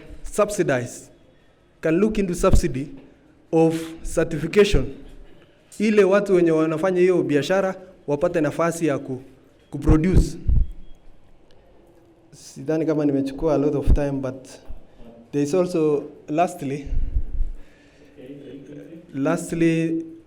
it is my appeal also to the government to still expand. There was a program running in Uasin Gishu County known as Kijana na Eka. So this is my special appeal to Waziri kindly reintroduce that program and expand so that it can reach, so that tupate watu wengi wa kufanya kilimo biashara. Otherwise, asanteni sana na Mungu awabariki. Thank you. My name is Kcic and I'm going to talk about the dairy sector. We have some maybe policy alignment which, if it will be taken to consideration, we can improve on dairy. First of all, Wasiri, I come from Nandi, and in Nandi we have a subsidized AI program. And it's on our appeal, like some of us in dairy farming, we are doing dairy farming as we are doing at a standard where we are doing as breeders. So it is our appeal that when you procure the subsidized AI semen, for example, take consideration to the breeders where I want a certain pool from CRI or from Worldwide Science. So you have an opportunity to procure that semen. In the normal market, they may be selling it at 10,000, 5,000 to 12,000. But if the county government could chip in for these breeders and you subsidize those kind of semen to, let's say, if you can get us a sex semen of Worldwide Science bull, maybe Lovette or any other bull at around 2,000, we are able to make sure the program of breeding, for example, we get the best dairy cows at a short period. So that's an appeal. The second one is about the feeds and the animal feeds. We all agree across the country, it's really expensive to do dairy farming due to feeds. So the best way possible is to organize the youth cooperatives, and then we can take the approach which our friend here has suggested. We have huge farms which are lying idle. We can now fund the youth so that they can produce the feeds through these lands, or even they can hire lands in the same cooperative. If the youth are members of this cooperative, they can benefit from the feeds. And also through the initiative of more programs to teach the farmers how to formulate the feeds. Because if we, for example, most of us as dairy farmers, we do free range. And if we are able to harvest our grass at the right stage, we get around 16% of the crude protein. Dairy mills over 18% to 20%. If you cut your forage at the right stage, which means automatically you don't even need that dairy meal because you get around 16-17%. So thank you. Thank you very much. Thank you very much for the opportunity. The workshop is about catalyzing opportunities for women, and when you give me an opportunity, I totally appreciate.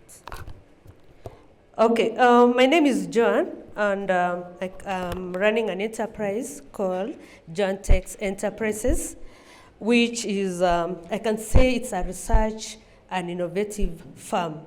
We deal with sericulture, production of silk products. Currently, we were doing the cocoons when we were meeting with the CEC, but currently we've moved from the cocoons. We are already producing the flows from the cocoons.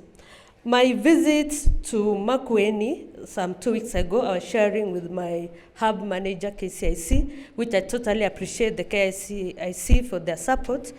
I visited Makueni where they're doing the type of business I'm trying to do. I realized that they were watering their castor. It is a dry place, they are watering castor. In my county, Uasin Gishu, the castor are wild. We are cutting and throwing it away. As a researcher, as an innovator, in our farm, as I said, it is more of a research, and we are doing more research of the species of sericulture. And we are specifically on agriculture, not now the mulberry. We are focusing on the agriculture where we use the castor plant. For those people who are wondering, this is an example of the products I'm having. This is the silk flows, which can be woven. So my enterprise is so much friendly to women because we are looking into, after production of these flows, as the Chamber of Commerce representative has said, the machine doesn't need to be big to fill a house, to create an industry. We are in the process of obtaining a spinning machine where in the coming few weeks we'll be spinning this one into some fiber, which will be selling it. So as I said, my enterprise is very friendly to women because weaving is traditionally a all-women affair. But we are not talking about any other fiber. We are talking about the fiber that is associated with royalty. We are talking about something that grows very easily. We, as a representative of women in Uasin Gishu County, we are trying to look at other opportunities. Most of us are talking about dairy, we are talking about chicken, we are talking about pigs, but here we are trying to do something that's very different.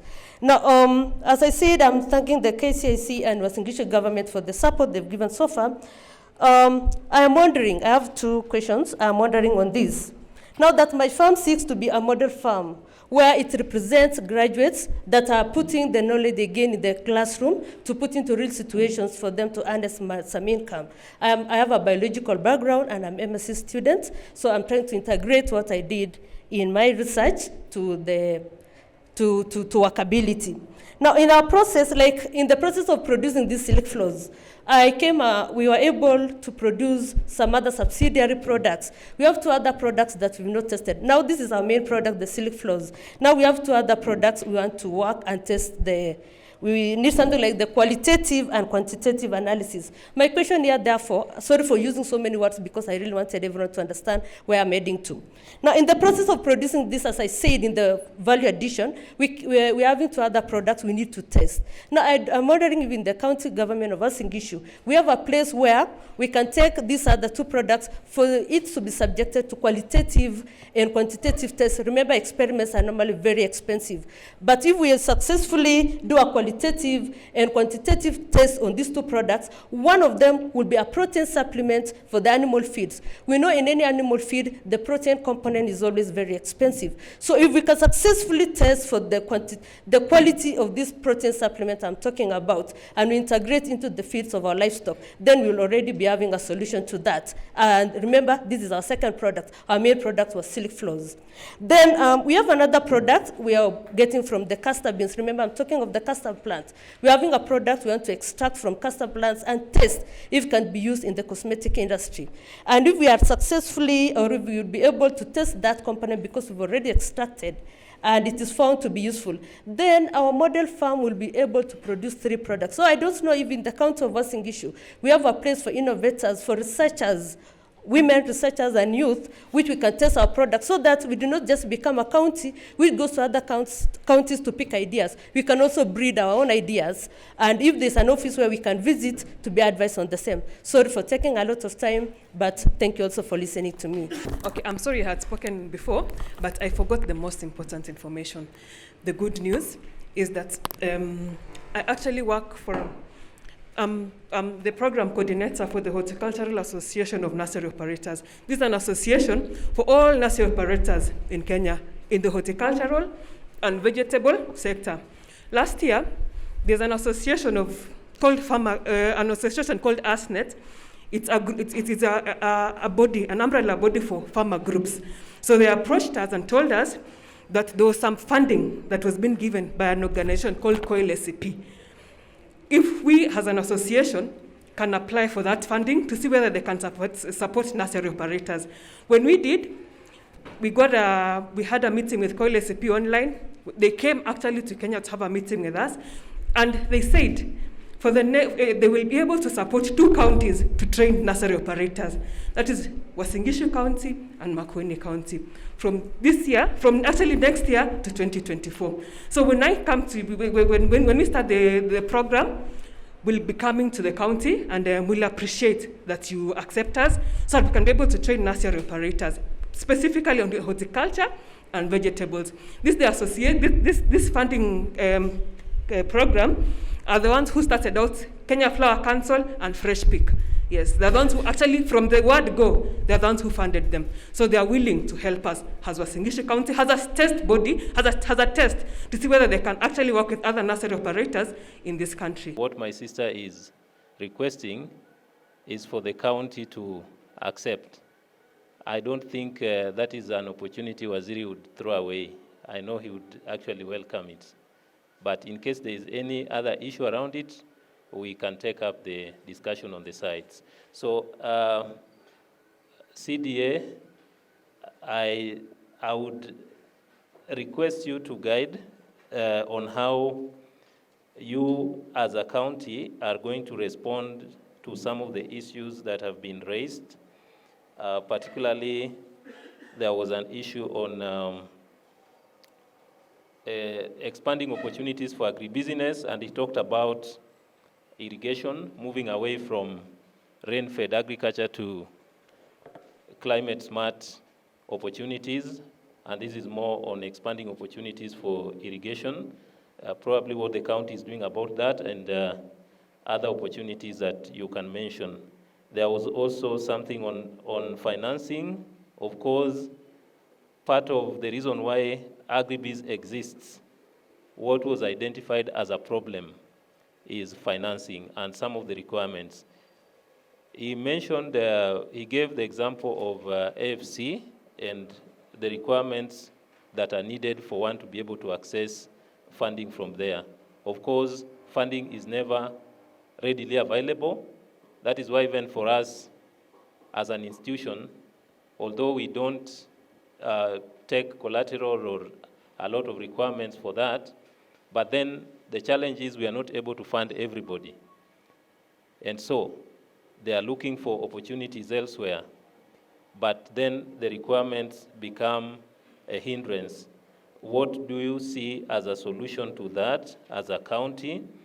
Of course, he also talked about the issue of land, which is also another problem that was identified within at the conceptualization of this program, that land is also a big problem because probably, land is left in the hands of men, and so women sometimes they don't, and even youth, access to even the title deeds sometimes become a problem, and so that cannot enable them to do much, especially commercial agriculture. Maybe there will also be a comment on that. And there was also the issue of certification, that the process, and this also from our experience, is that the process sometimes is so bureaucratic. At times it's also very expensive to get one certified. Of course, that is a function that lies within the national government through the various entities that certify. But then as a county, what can be done to also lobby in partnership with other counties or other institutions so that we make the process very seamless and affordable? When we lengthen it, there's no competitiveness, because what could have been certified this year and somebody could have started making money out of it, if it takes 2-3 years, sometimes it's overtaken by events. Then the dairy sector, the guy from Nandi, he talked about, I don't know, maybe what is happening in Uasin Gishu, can make a comment on that in terms of access to AI services and the issue of feeds, which is also another very thorn in the flesh. But this, I would say, is not only for this county. It is I would say it's more of a national problem. But then what can the county comment on that as well? He also encouraged the cooperative movement. Then my sister, who talked about innovation and what is there with the castor plant and what they can make out of it, and thought of obtaining support in terms of developing the product, the testing, again, which is quite expensive. But then is there a way that can be supported so that we also don't kill innovations? We encourage innovations, and we also encourage moving away from traditional value chains. The traditional value chains are known, they are okay, they are good, but we don't want everybody there. We also want to be innovative and look for opportunities where more money can come from. So that is that, unless I've left anything. CDA, you will guide on how you as a county respond to those issues, and I think that will be the last for this morning session. Once you've given the responses, then we'll go for lunch and probably have another 1.5 hours or so for the afternoon session. Thank you. Good, thank you so much. I think here with us we have various directors. I want to give opportunity to Director Livestock to give us response on dairy issues. That's how we shall move. Director Livestock, then we have Director Agriculture, and any other issue. Okay, thank you, Chair. Thank you also those who contributed. My name once again is Simia Langat. I'm the Director of Livestock Production. Maybe before I comment on that, I wanted to raise some issues also, which was raised on the issues of market. I think as we talked of the market, let us also look at the critical volumes we need. Of course, as a Kcic, I see you are promoting some various value addition projects. We need to talk of critical volumes, which are actually needed to fetch very good markets You know, if we produce very low volumes, then the issues of marketing may be not fully utilized because of the volumes we are making. The other issue is about the market is the issues of awareness.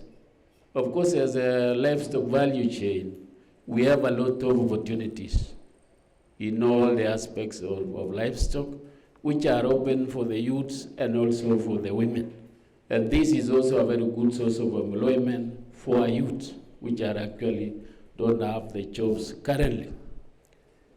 In terms of our production also in this sector, we need to look at quality and quantity, especially on the feeds. I think somebody has talked about the feeds. Of course, as a county here, we are aware the feeds are very expensive, especially the commercial feeds.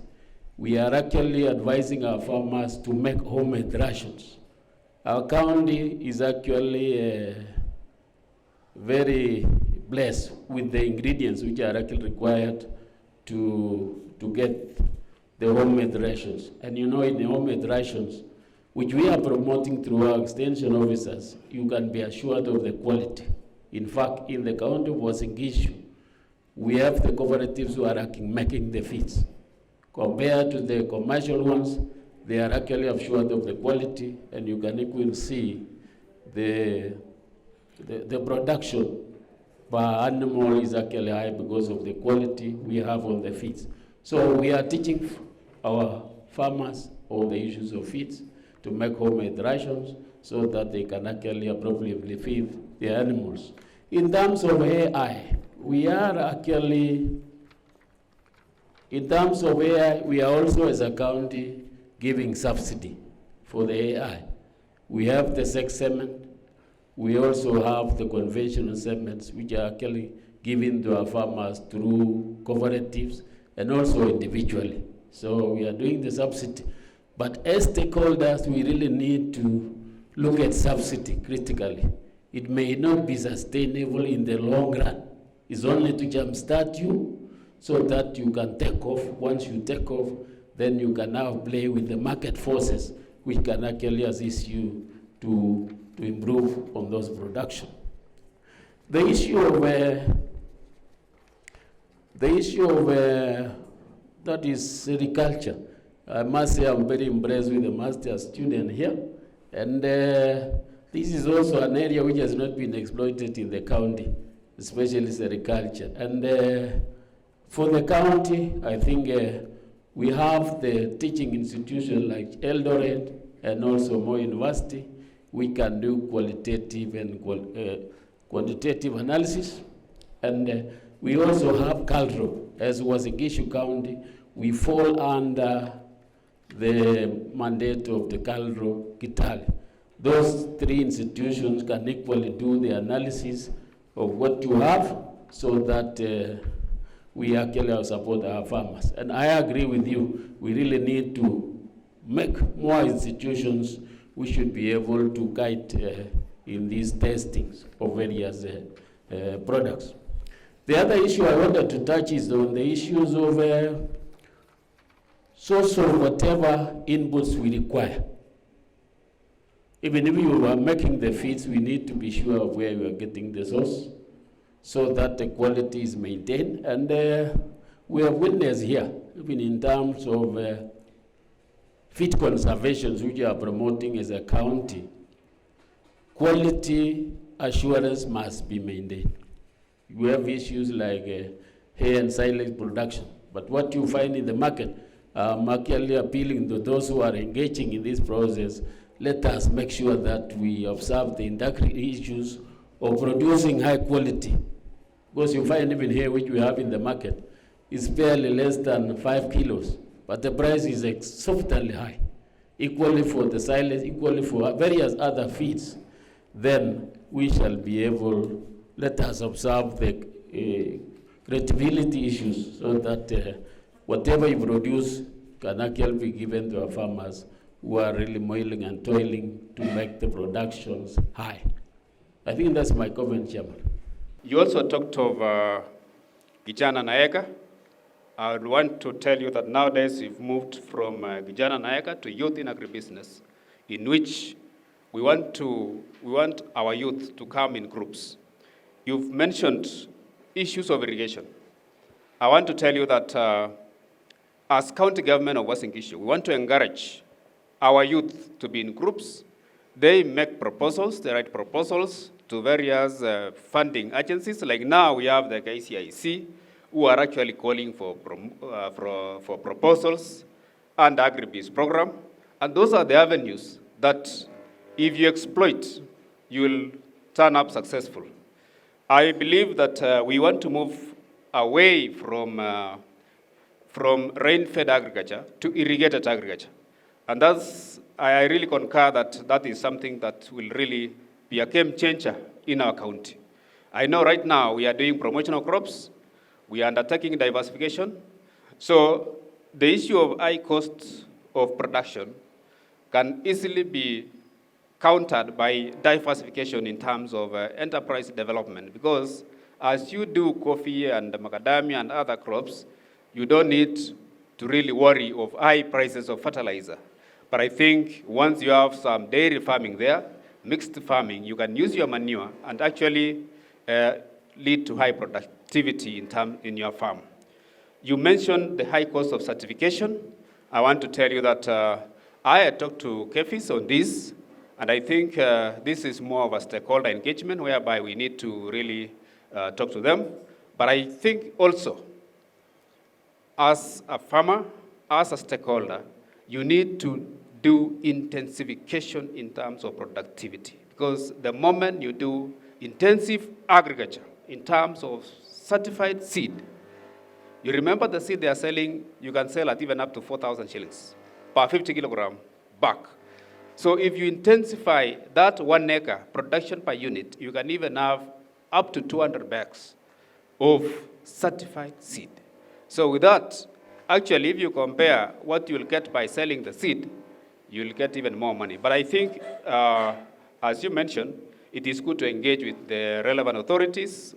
We have Kcic, we shall call on board Kcic, the other relevant certifying bodies, so that at least they can see how to cushion our farmers from the high cost of certification. And even the bureaucratic, whereby it takes a longer time, because by the time you get the results, maybe you'll be almost harvesting. And so I wish that this is something that can be taken up by the Department of Agriculture and talk to Kcic, and thereafter we can have an amicable solution to that. You also mentioned the issues of funding, and I've just mentioned that we have so many agencies nowadays who are actually willing to fund agricultural projects and even any other projects within the county. We are doing other things like even value addition. You can even be in group, apply for, make applications. You can even have a cold room, a cold storage, a cold store, so that you can even be giving your products as you wait for better markets. I know like production of potatoes, if you want to sell, you can even have a cold room to store that. So I think another thing that I've left behind, I think access to land, idle land. You know, the idle land, when you talk of idle land in the country, we have the policy governing issues of land utilization. And I think even the county government of Uasin Gishu is actually enacting policies on utilization of land, whereby we want to see all our farms being actually utilized so that we can actually address the issue of food security and even increase income to our homes or households, and that will lead to improving living standard. So I want to say that the game changer here will be diversification on enterprise development, which will really give you, sometimes when you are selling, when you are actually trying to sell some produce like maize, the prices are low. But if you diversify to other enterprises, you can easily store the other one and sell when the prices are being improved. So I think, again, we have our staff on the ground on all the levels. You can engage with them from county, sub-county, all the way to the ward level in terms of anything to do with extension services. Thank you, directors, for the responses. I would want to further add on to the concerns that I had from the participants. One, there is need actually to adopt irrigated agriculture. Maybe because we've had continuous rains in this sector of the country, we've forgotten the fact that foods that we import come from irrigations in the other parts of the nation, in other parts of the world. But we can take advantage of the same. We can irrigate our fields to access enough fodder for animals and even do vegetables for exports. And as a department, we've supported 120 groups for this financial year, access water tanks for irrigation, and also seedlings for passion fruit. So we have a passion for the youth. We need to support them to at least engage in agricultural activities. The issue of land, and the president was clear when he took oath of the next, for the last term he's having, that he said land will be available to youth. I don't know how many youths gave their request to that. He mentioned more university land and parts of ADC farms. So I think youths, we need to have those requests going specifically to the national government for that. But meanwhile, we encourage youth to lease land, even ask our parents to cede some land for you to have an enterprise on.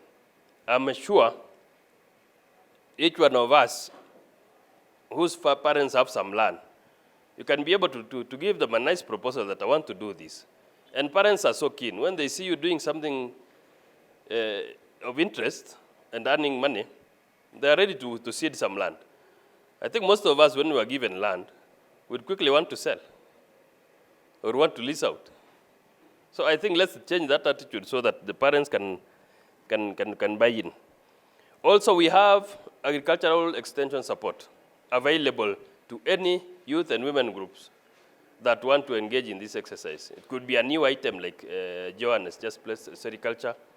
We have experts who can support us in this, and I'm really happy, Joan, and we want to support you, even to an extent of certifying your products through KEBS. We'd want to engage, to ask youths to really adopt this kind of technology. And I like KCIC for supporting innovations of this nature. We're having AEZ coming in, and they had an interest in sericulture, and that's where you'll really come in handy.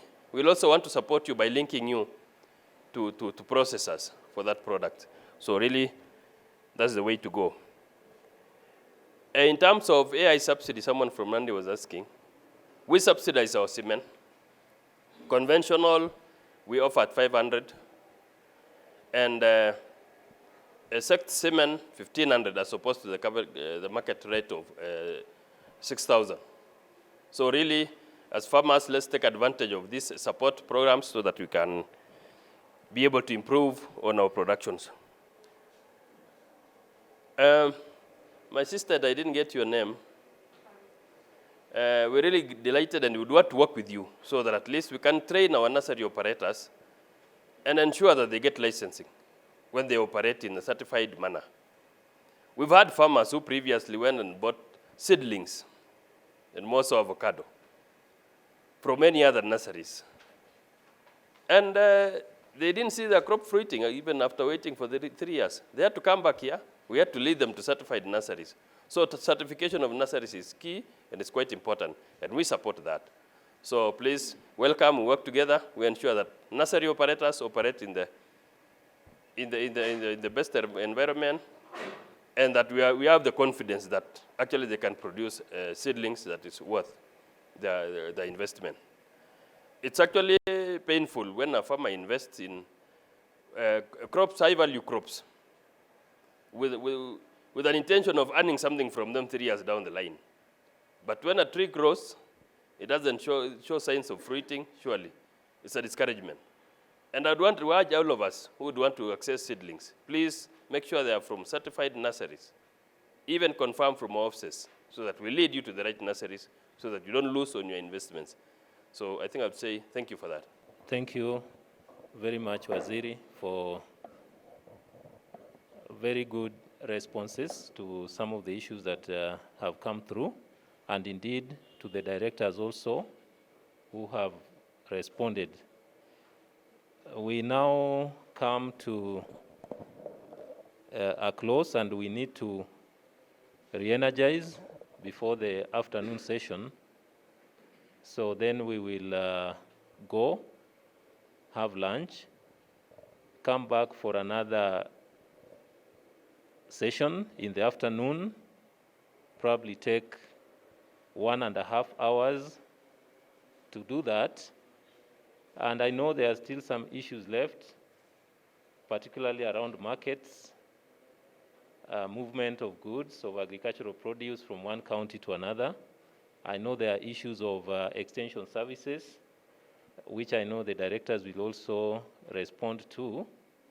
But then at this juncture, Hillary, I don't know if there is any announcement on how we move. I had some issues that I wanted to raise regarding potato production and also on potato supply.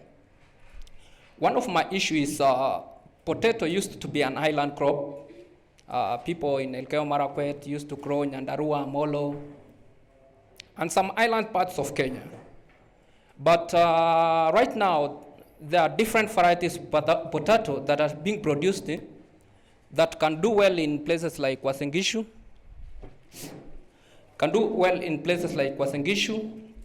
and also some semi-arid areas, so long as there's enough water. So, like for this year, there was massive potato production. Like most people who used to grow maize did potato production in large scale. And the end result was there was no market for potato. The potato retailed at a very low price, at 500 per sack. So the issue is, if all of us produce potato in large scale, then, and we don't have the market, and we don't have enough market, so what can we do so that we can maybe store those potatoes for long? Hello? So my question is, if there is massive production of potatoes, like all over the country, and we don't have the market, so I wanted now to ask the other stakeholders, what are we going to do now so that we can achieve that balance of maybe the price, the market. So I would like the stakeholders maybe to interrogate that, and maybe, because in other countries, maybe developed countries, they have what you call potato cooling plants, whereby they can store even potato fresh for 1 year, and then it can regulate market price. Also, in pharmaceutical industries, starch is mostly used in production of maybe drugs. So if maybe many entrepreneurs can be sponsored, or the government can intervene, so that maybe we can convert, when there is excess potatoes, maybe we can convert into starch, so that we can maybe sell to pharmaceutical industries. That was my issue. And then I have another issue also regarding dairy farming. As you know, my enterprise deals with potato production, but as you know, the true identity of a Kalenjin man is when you have a cow. So I usually produce a little milk in Elgeyo Marakwet, but the problem comes because nowadays most people don't sell maybe milk to hotels or what. They take to coolers, milk coolers. You find that when the transporter, when you are not around, you just entrust somebody to maybe give out 5 liters of milk per day to the transporter, and then they take to the cooler. You realize at the end of the month, instead of like you calculate 5 liters times 30, maybe the price is 30 shilling per liter, you expect to get such amount. But maybe the transporter can, maybe the tabulation might be wrong. The transporter might register that you transported 3 liters, maybe at 2 liters sometimes. So you find that most people don't trust anymore taking their milk to coolers. So I was asking if there can be an innovation whereby you get an SMS or you can update daily that if you take certain 5 liters of milk to a cooler, you get an SMS that 5 liters of milk is produced by day, every day. Like if you take today 5 liters, you get an SMS that we have received 5 liters of milk. So that transparency and accounting can be okay when taking milk to the coolers. Thank you. My name is Meshak. I deal with mushroom farming and apiculture. I hail from Nandi County, Mosoria Township. My concern, my first appreciation first to the KCIC guys for giving us this opportunity to interact with our county government and all the stakeholders in farming sector. We won't take that for granted. We are happy that the African farmer, the Kenyan farmer, is able to tell their story and not any other person telling the story of the African farmer. My first concern, which was, it was directed to WEF, but we've exhausted with a representative from the Women Enterprise Fund and the Youth Enterprises Fund. They did not have a package for farmers at first. Their package was tailored to the people in the brokerage value chain. But I'm happy that he has registered his regrets and he has told us that they are tailoring funding for farmers where we can be able to get funding, and because farming, you know, it takes longer time before you get the returns. So if you are given a loan where you have to repay in a month, for farmers it will be hard, but they are working on it and I thank them. And I won't forget to thank them because they are the people who gave us our first funding, and we are who we are because of WEF. Thank you. My second point goes to the mistrust between brokers and farmers. There is a challenge here. There is a disconnect where we need to address this problem. You find that the farmer produces these goods. Perhaps most farmers here now that they're educated. We heard from our sister in Horticulture, she's already pursuing a master's degree. Kcic pursuing his philosophy of PhD. And more farmers they're already training. So the production at the moment, most farmers already have the information. But the problem is the market. The big elephant in the room is the market. The brokers take your product and tell you we are pushing for payment. Then you have to wait there, sit it down, and eventually they give you a regret. At the same time, the farmer is not willing to let the product to the broker the next time because they fear for their product. But you can stay as long as the good is perishable. If the good is fast perishable, you end up losing the goods. So I want us to have this discussion between the mistrust between the brokers and the farmers. How are we going to solve it? I have a suggestion on the same, because we must prescribe solutions. Perhaps we can work as the stakeholders and see how we can form an application where before somebody orders, there is already payment, and then the payment hangs somewhere there until he confirms receipt is when the money is given to the one party. Thank you. There is an issue of irrigation which my friend was raising here.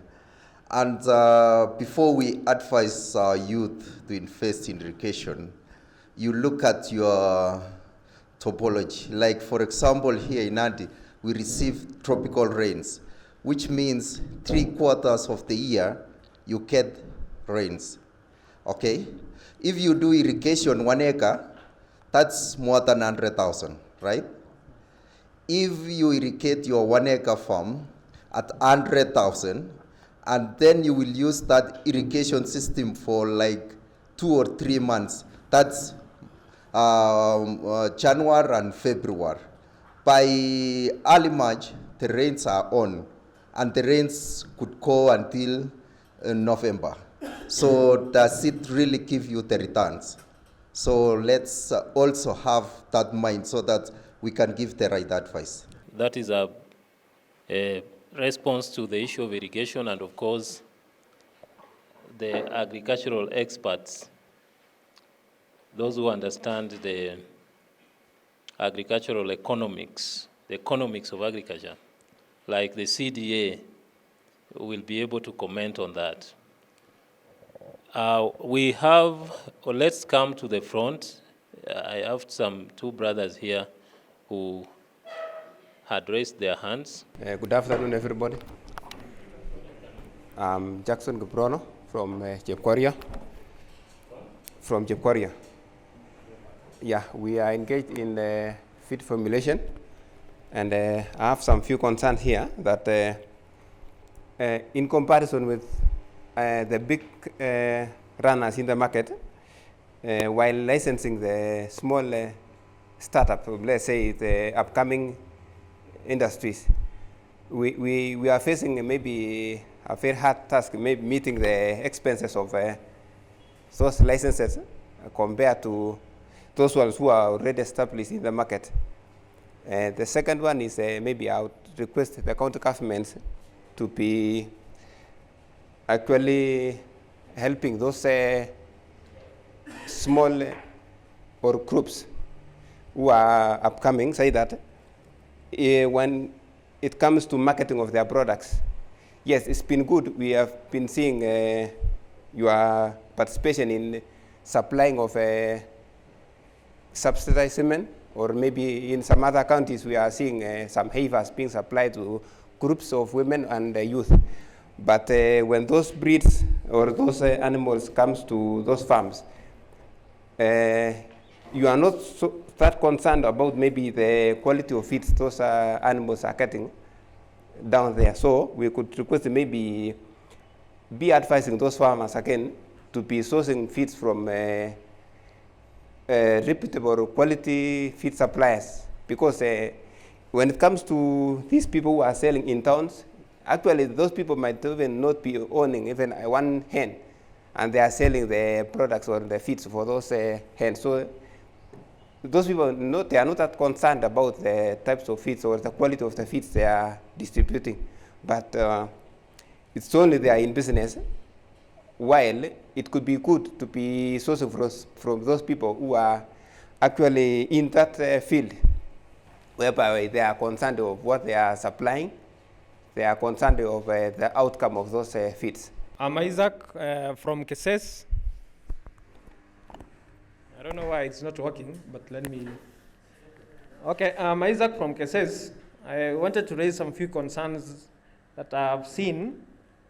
First,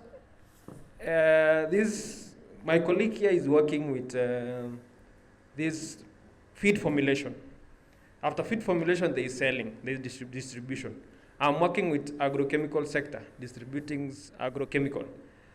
There is an issue about taxing, which is, there is a license called after paying permit, that is working permit, you're also supposed to pay something we call distribution license. This distribution license, if you go to any county, if you sell to Elgeyo Marakwet County, you'll be charged for that. You go to Uasin Gishu County, you'll be charged for that. You go to Nandi, you'll charge for that. Every county will charge you for that fee in tax. I don't know if county government can harmonize that tax. I don't say it to be removed, but it could be an amount which is low so that it can keep business running. A small business like ours could not sustain that. We cannot distribute to different counties if we are taxed in every county. I think that will be amount to double taxation or triple taxation.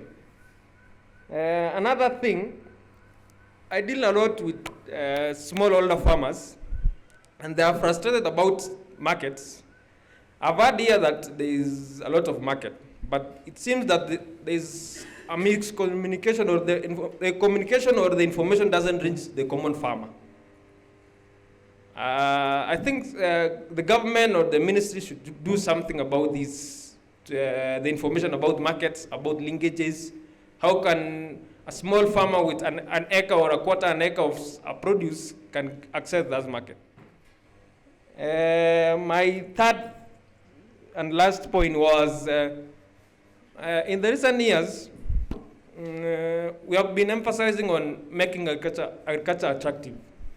I remember a few years ago, I went to an interview somewhere, and I was told, why did you do agriculture? We have seen your certificate you have passed. You are best performing student. Why did you choose agriculture? Why did you go to medicine or engineering? Then I asked myself this question. So it means students who didn't perform well are supposed to go to agriculture. That's the question that ran into my mind. So it means those who performed well should go for medicine, go for engineering, but not in agriculture. We need the best mind in agriculture to transform agriculture.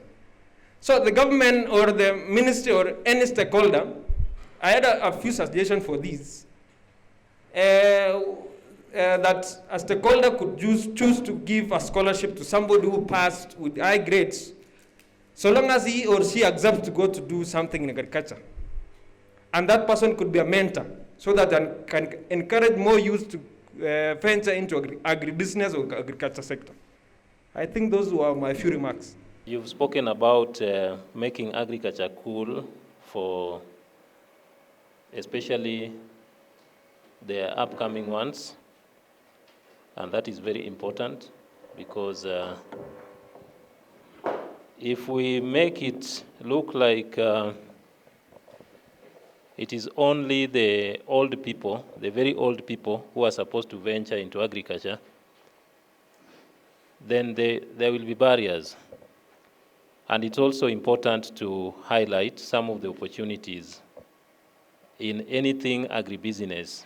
One thing is to look at it like a business, the way our friend from the Chamber of Commerce quoted from the Deputy Governor, that making it business, something that people can economically benefit from. Doing that requires a lot of effort, not only from one particular segment of the society.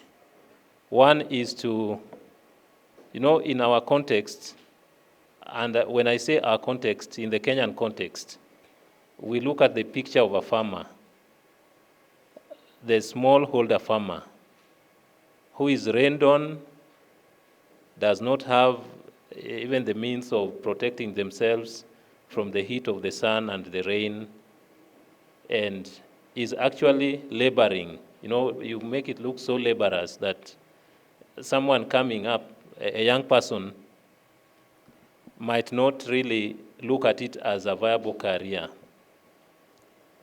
What should we do? What should we do? And that is what he has spoken to. Incentives, making it, even sponsoring the best.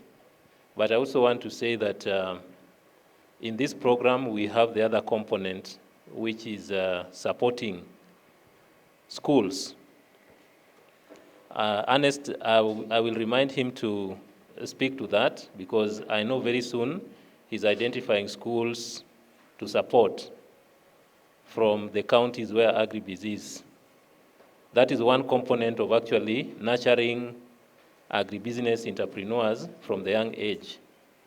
Recently, the 4K clubs were relaunched by the Ministry of Agriculture at the national level.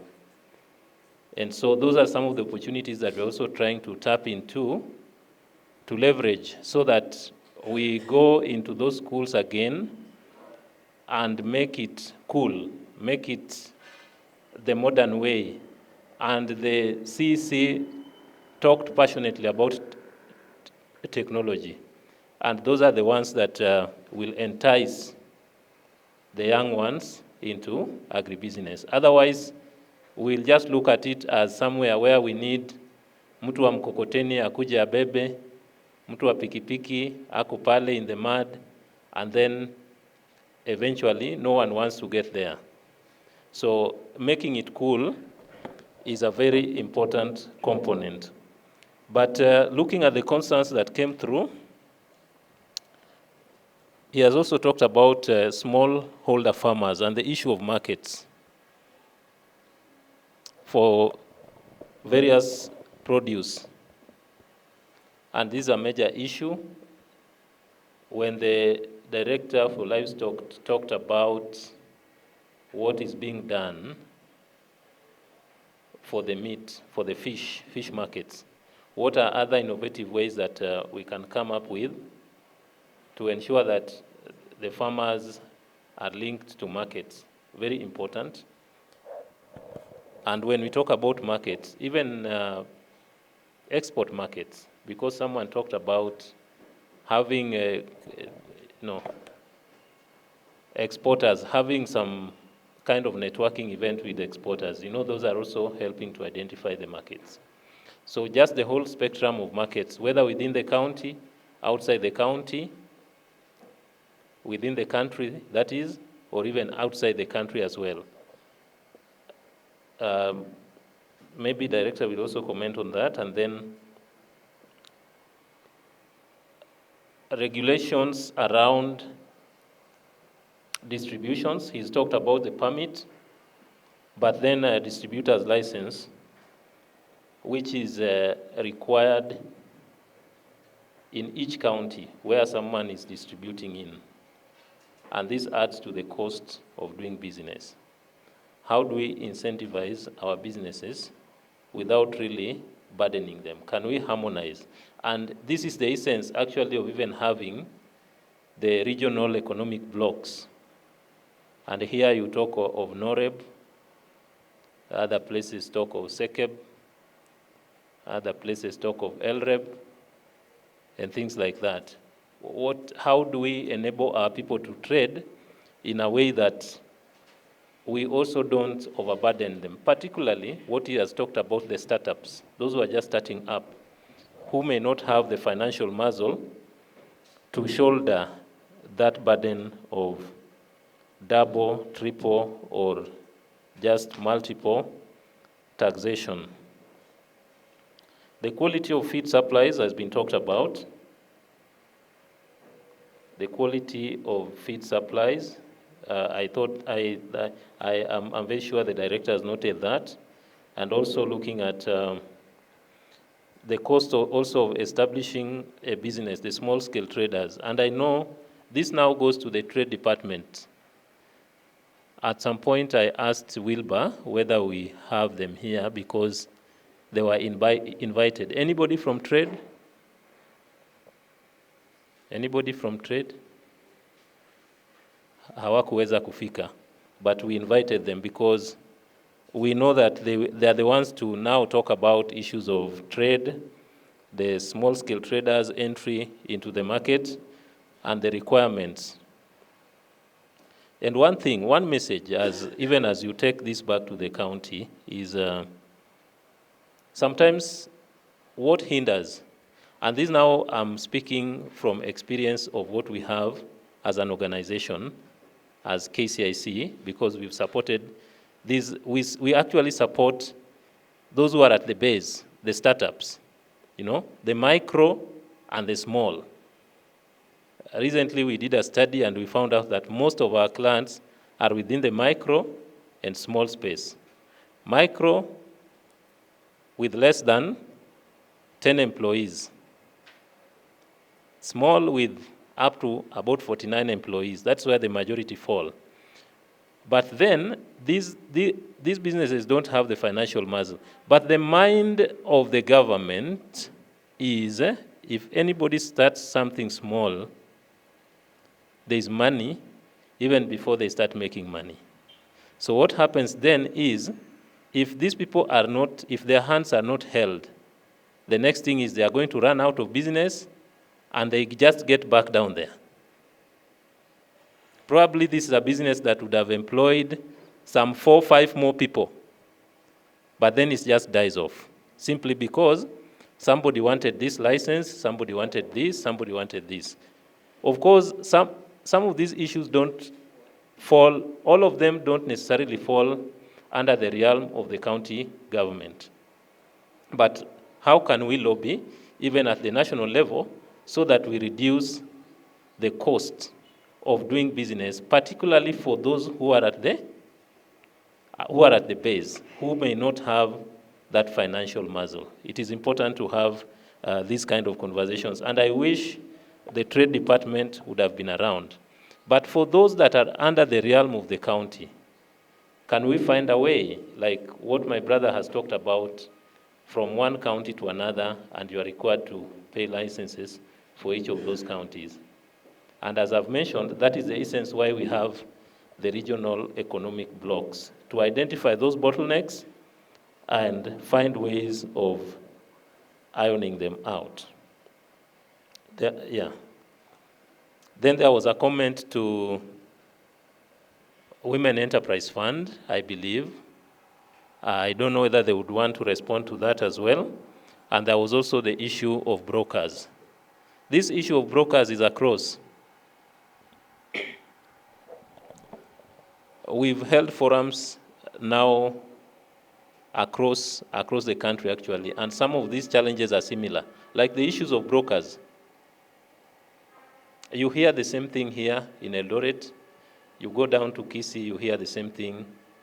You go down to the coast, you hear the same thing.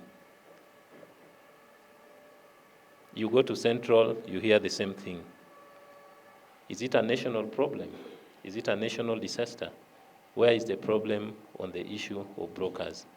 Or is it a challenge that probably is beyond handling at the county level? We need to take it higher.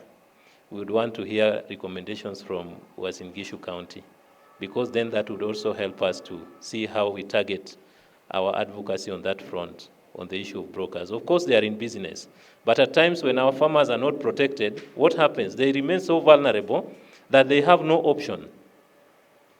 They have no option but just to throw away, and then somebody, my brother talked about overproduction of potatoes, huh?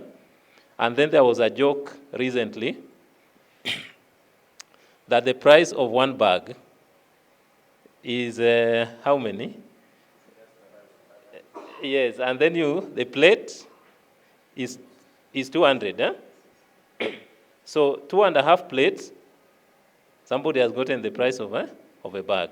And such things happen because of the issue of brokers and the failure by the government to really streamline some of the issues that arise within these sectors. So I would want to leave it there, CDA, for you. But then if there's any, before you come in, any comment from Women Enterprise Fund? I just want to confirm to the team seated here that it is true that in the past we've been having a few products for our clientele, forcing individuals in the agricultural value chain, and especially those doing the farming that takes some time to mature for sale. But we have good news for them that we've enlarged our basket in terms of product development. What is remaining is operationalization of the products, given the finances from Treasury. We also want to give you the assurance that in terms of listening, caring, when you're constrained in terms of payment, we always do. That notwithstanding, we support all manner of economic agenda for this country, and we advise our customers to invest wisely to avoid the hiccups. Thank you. Yeah, thank you very much for this interactive session. I would wish to react or respond to some of the issues that has been raised here by the stakeholders. And the first one was massive production of potatoes. I wish to say that in these days where we have free economy, free market economy, we really need to think outside the box. And the first that can be thought about that is that we need to put in storage capacities. Let's improve on storage capacity. And I think when we have KCIC and other stakeholders present here, and even other financial institutions, farmers can be in groups and actually have cold rooms for their potatoes. I know for the last 1 month, in the last 1 month, the prices of potatoes have gone below, at 500 and below. But right now, the same 50 kilogram bag of potato is trading at 1,500.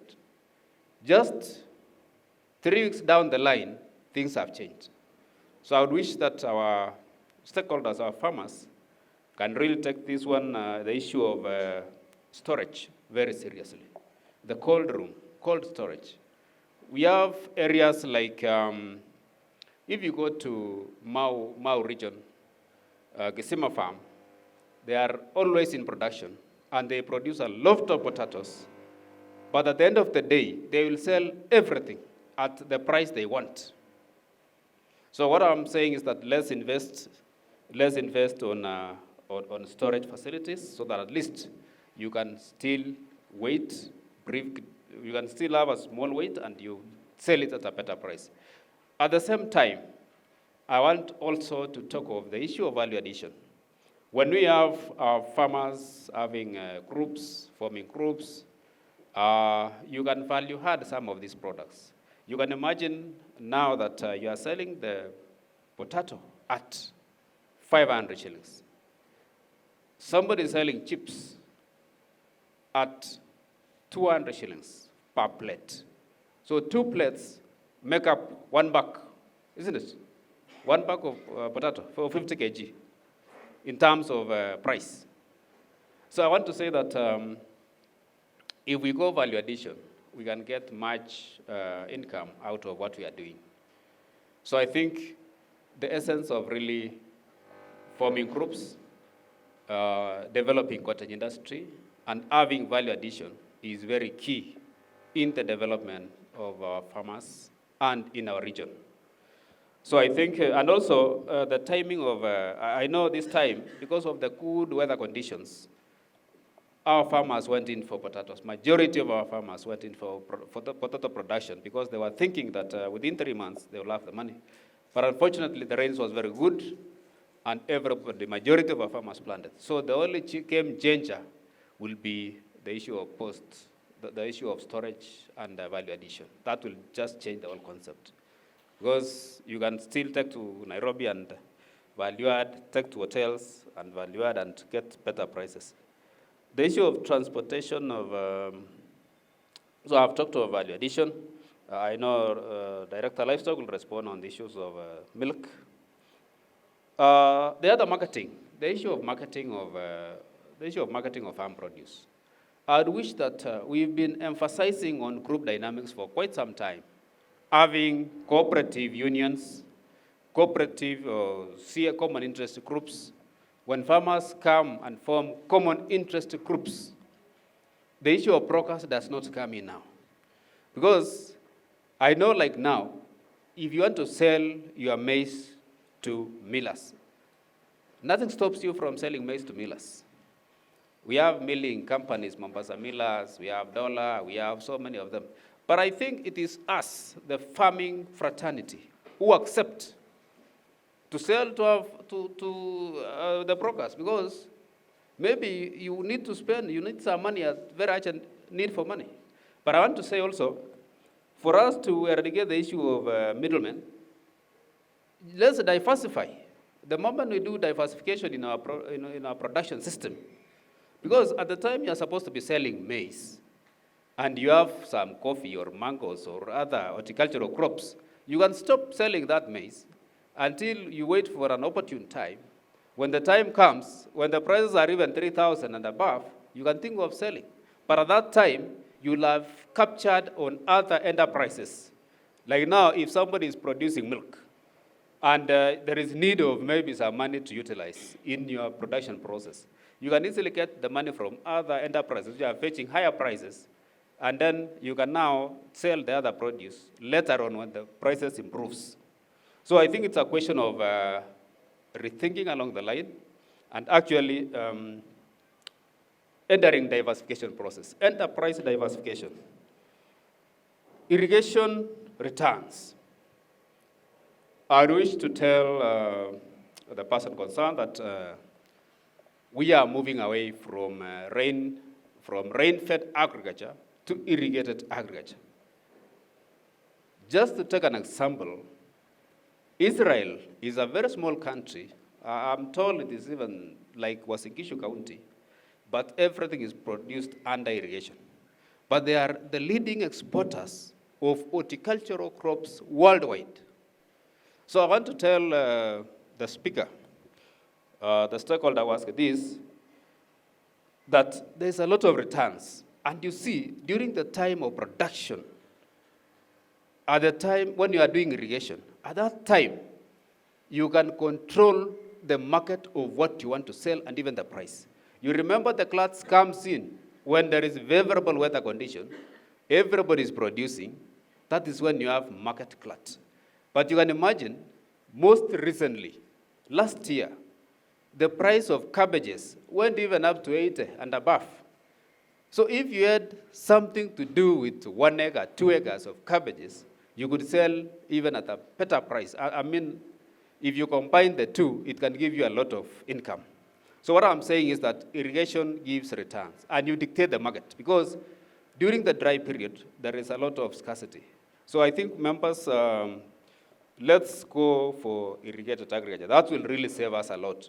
And we have, if you see the calendar of events in farming fraternity, you will realize that the drought starts from, in Uasin Gishu County, September, October, November, December, January, February, March. Those are the periods that we don't have a lot of rain. But the time we have rains is a very short period. It is actually from March or May, April, May, June, July, around 4 months. So the greater part of the year is when we are even supposed to do a lot of irrigation. So I want to encourage our farmers that let's do a lot of irrigation, and we can dictate market, we can export, we can sell at a higher price than when there is a lot of rain and everybody is doing the same activity. The issue of, you had another issue, what was the other question?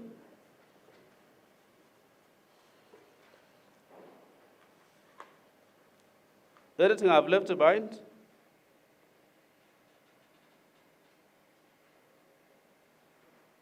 So making agriculture attractive. This is passion. I want to tell you this is, if you read from here, maybe, what is this? Decent jobs for youth and women in agricultural value chain in Kenya. I want to say that this is a passion. When things go the right way, you can be the richest person if you are actually a regular person in the farm. If you are doing farming, serious, intensive farming, you can move to a higher level as opposed to even over-reliance on white-collar job. We say agriculture sector employs 60 to 70%, over 70%, either directly or indirectly. It is a question of just putting policies in place. Like now, if we streamline our policies properly on production all the way to value addition and export, we shall have no problems. I think as farming world, we should actually take this as a passion, and you can never compare yourself. If you are a farmer who has a dairy unit, who has in fact, I understand that there is a lot of money from pigs farming. There are other things like beekeeping. Those are the enterprises. Somebody is doing a fruit tree nursery. you do 1 million seedlings, you have 1 million seedlings in your nursery, and you sell one at 30 shillings, you have 30 million. How many years will it take you as a civil servant working in the county government of, any county government of Kenya and earning maybe around 70,000? Tukitoa loans na nini, it remains around 50,000 or 30,000. How many years will it take you to get to somebody, to match somebody who has done just a nursery 1 year of 1 million seedlings or 500,000 seedlings and get 10 million? Compare vis-a-vis what you are getting. So I want to say that the business, it is just a question of mindset. The moment you have a positive mindset, you can easily go far. Our fathers were doing serious farming. And they even used to get a lot of money from sale of milk. So what I want to say is that they used to get, at the end of the month, they would get some pay slip. Is it pay slip? Bagging in slip from cooperatives, giving them, showing that they have sold this amount of milk and they have this amount of money. So that's why they managed to buy new tractors. But at current stage, we cannot even buy a new tractor. It's very expensive. So I want to say that let's adopt the innovative models on green revolution. Let's go with technology. The moment we go with technology in our productivity, we shall be very far. I know, like now, in terms of spraying, some people are using drones. Some people have gone to an extent of using drones. Drones are very effective and efficient. It's a question of time that now those will come in. It will just save us on the issue of use of labor, where you have people coming in. They don't spray well. There is loss of pesticide. But the drone is very precise. 2 liters can spray even up to 20 acres. 2 liters of high-fused, compact insecticide or herbicide can spray up to even 10 acres in drone world. So technology is very important. I just want to finish up by saying let's embrace diversification, let's embrace agriculture. I know the white-collar jobs are reducing, but I think the best employers nowadays will be the farming world, where they employ people to work there. So we create jobs. The 500,000 jobs we are talking about are either directly or indirectly linked to agriculture and its products, industries related to. So I don't want to take my time. I think let me give this opportunity to Director Livestock. We had issues of milk coolers, transportation of milk, and maybe before the director, the issue of distribution license. I think this is domiciled at counties. County leadership can even discuss issues of licensing, and they can sort out some of these things. When it comes to leadership discussion, maybe we can channel some of these issues. And they can easily, like Uasin Gishu, we don't have a lot of barriers. I saw a lot of barriers in Elgeyo Marakwet, whereby as you take anything from one place to another, there's so many sales barriers. But in Uasin Gishu, we don't have much of that. So I think it's a question of county government actually taking into cognizance its value of its people. So that one can be discussed at length by the leadership of various counties. So I want to take this opportunity to welcome Director Langat. And I think I didn't mention my name in the morning. I'm Ruben Seronei, Director of Agriculture, Uasin Gishu County. I think, thank you very much, Chairman, for giving me this opportunity. And I wanted to say as a department, like Seronei has said, we are encouraging diversification. Don't rely on one enterprises. And we are very lucky as a county that we can support all of them, and especially on livestock. Anything you can keep, and some of them you don't need to feed them, like the bees. You know, in livestock, about 60% actually cost is actually spent on the feeds. But some enterprises are very friendly, like bees. You don't even know whether they are feeding, but what you will know is that you will get some honey. I wanted to say again, there is a Dairy Industry Regulation Act which is in place. I think some of you may be aware. The Executive tries to address some of the issues which are facing the dairy industry, and This was spearheaded by the Ministry, the Department of Livestock, and also Kenya Dairy Board. So you can liaise with Kenya Dairy Board. There is a new act. It has actually spelled out some of the issues you use. It has actually tried to streamline the players in the dairy industry, and it is currently being sensitized to stakeholders so that they can actually proceed with the dairy industry in an acceptable manner. The current act is actually spelling out what is the role of the counties. It's also spelling out what is also remaining with the national government. So I wish the stakeholders can get a copy.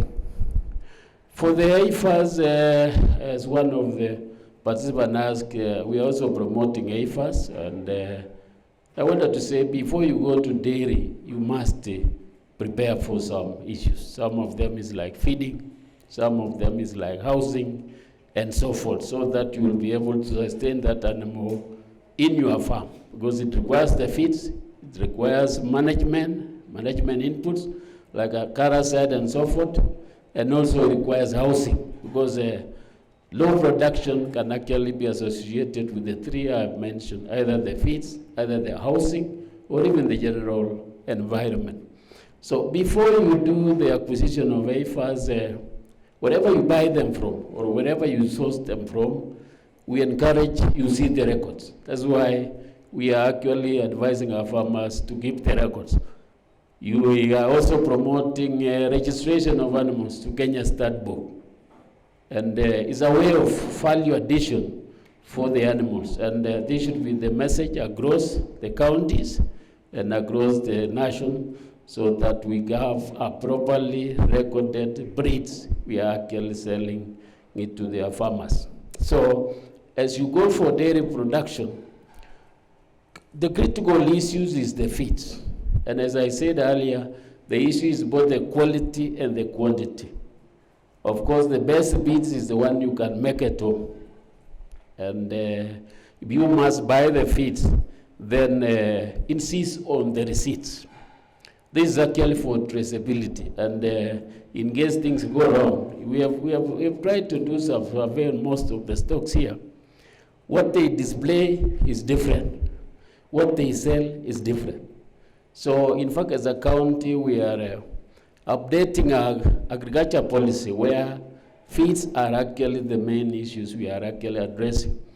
And in the policy, we have suggested that we have feed inspectors to be doing random checks for the feeds which we have in the markets. And we wanted a kind of multi-agency monitoring team, because even in the policy, of course, currently KEPS is mandated to look at the checks, but we see their capacity is very low, and we had suggested, even in that policy, that we need to have a multifaceted approach. We have the KEPS, we have the ministry, we have even provincial administration, we have even the police. You know, we need to enforce some of these things to bring some order here. But once that policy is actually achieved, we shall be able to look at those things. But insist on the receipts when you buy them, so that we can actually have some traceability facts on the same. I think, I don't know which other question I have forgotten.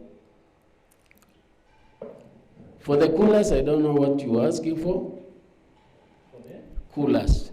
Serones talked about the coolers, milk coolers.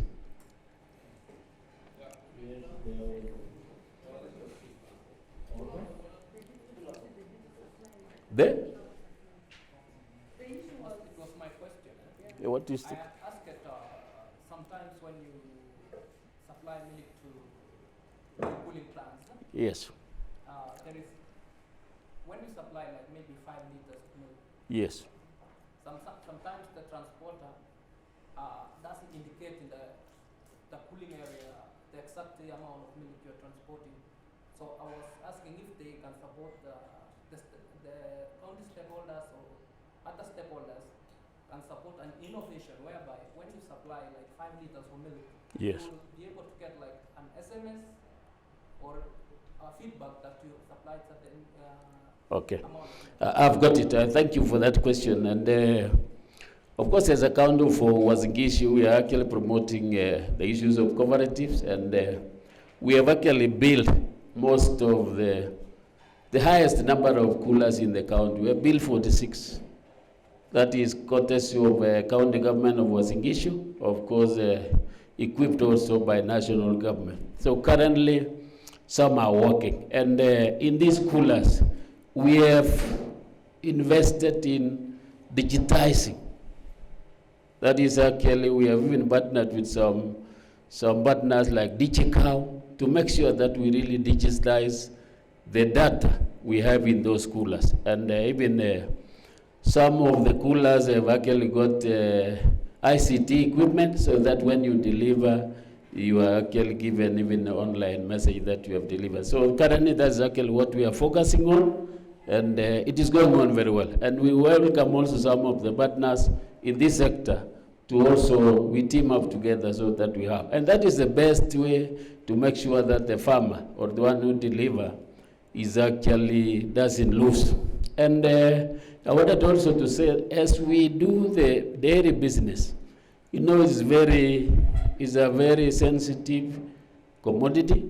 We really need to produce it hygienically, so that even the equipments we use, we actually use the recommended equipment.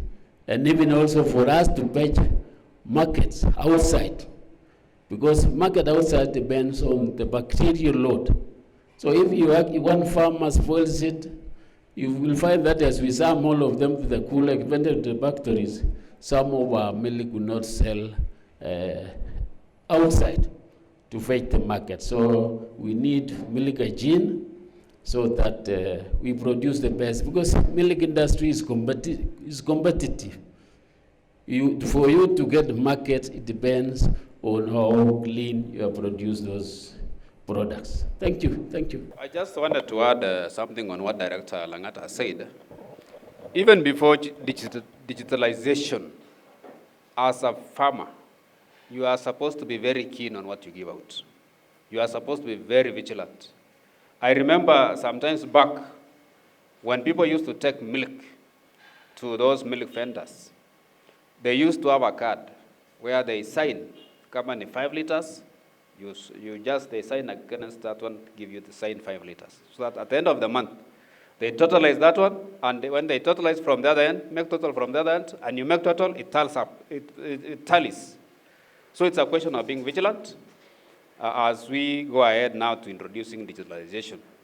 So I want to tell the farmers to be vigilant on what you sell, and it does not only mean to milk packet only. We also have other farm produce. As you go to market, they measure these things in korokoros. Just be vigilant and be seeing what they do. Sometimes they just scoop everything. They put it until it even spreads down. You will have taken 45 in one bag, it will come to 30 kilos. 30 korokoros instead of 45. So it's a question of being vigilant on what we sell, because at the end of the day, those are the people who will get profit. And your profit will have been reduced to add up to the profit of the middle person. So it's my appeal to all the farming fraternity, all the stakeholders, to be very vigilant on this. But I think let's be on lookout on most of our farm produce, because at the end of the day, we have had a lot of sweat trying to produce maize, wheat, beans in our farm. Day-to-day activities in the farm. But eventually, when it comes to marketing, you just sell at a throwaway price, or you are conned because of the poor prices. Thank you. Well, my name is Harold Rugut. KENAF, that is a Kenya National Farmer Federation, coordinator North Rift. Well, I have 3 concerns. Well, in fact, KENAF, being a farmer's voice, our core mandate actually is to protect the farmer interest at all levels. But you find that with our farmer perspective, farmers have got so many challenges across the value chains. As you looked maybe across the pre-production, farmers are faced with high cost of farm inputs. As you move now to the end, almost the end, that is marketing, you might find that the farmers also still face challenges. Although our colleague from Kenya National Chamber of Commerce, he had mentioned that there is market. Well, it is good that we have market, but not all for the farm produce. In fact, for example now, we have maize as we regard as a political crop. Of course, right now, farmers are now harvesting. And maybe within 2 months or 1 month, you'll now find farmers are growing up and down, moving up and down, looking where to market that particular commodity. But I could say that there's also a challenge here. I take, for example, now in Trans-Nzoia. In Trans-Nzoia, this is now, we have, I call it a cross-border trade. That is bordering our neighbor country, that is Uganda.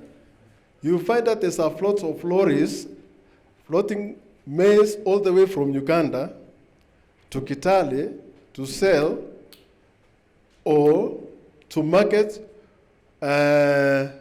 those processing plants. But you'll find that buying maize from Uganda, take for example, the cost of production in Uganda is quite low.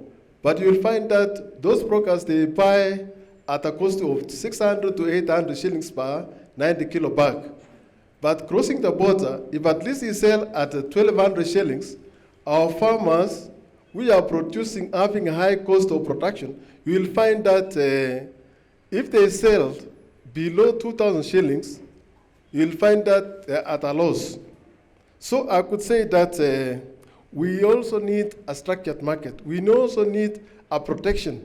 We need a favorable policies that could be able to assist our farmers across.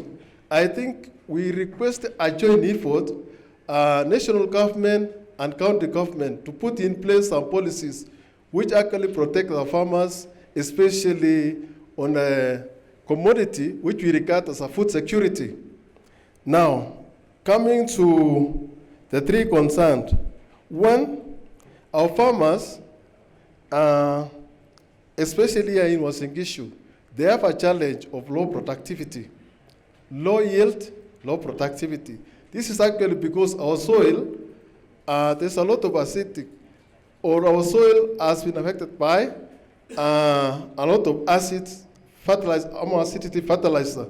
So I could request county government to intervene, especially in soil testing. In soil testing, I could request the county government to subsidize the cost of analyzing or cost of soil testing.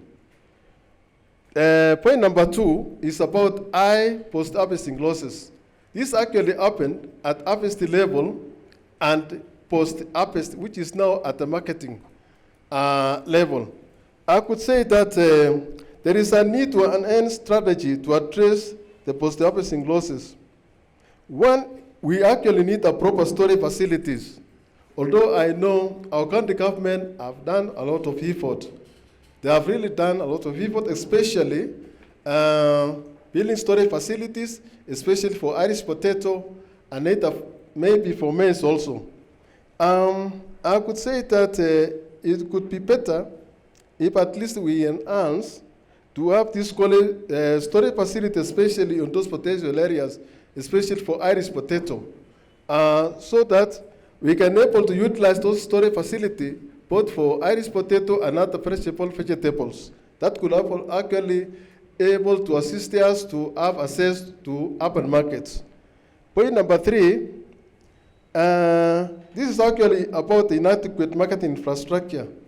I could say that for the dairy sector, our director DLBO had mentioned that we actually need to consider 2 things, quantity and quality, yes, but if you just sit down and calculate, you will find that the cost of this water is even higher than maybe a liter of milk.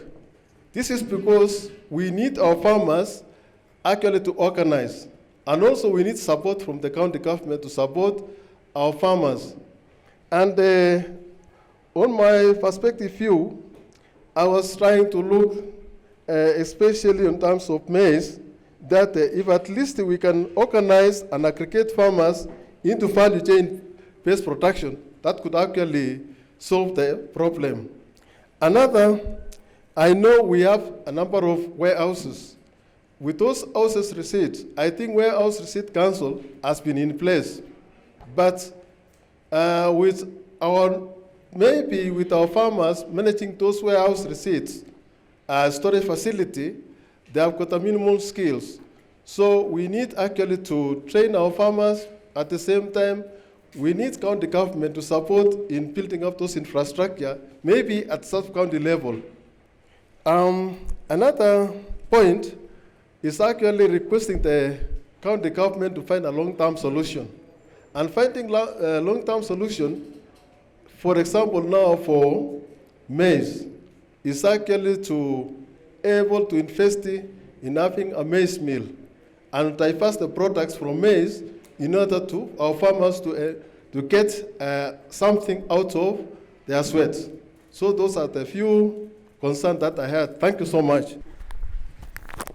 Thank you. I might not want to say much because the coordinator has talked. I just wanted to appreciate the Ministry of Agriculture and Agribusiness for bringing us together.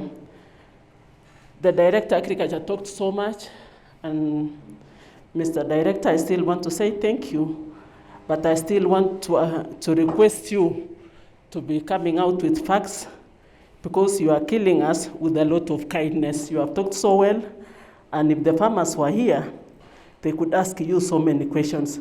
We have talked about marketing. When we were complaining last 2 months about potatoes, where was the Ministry of Agriculture?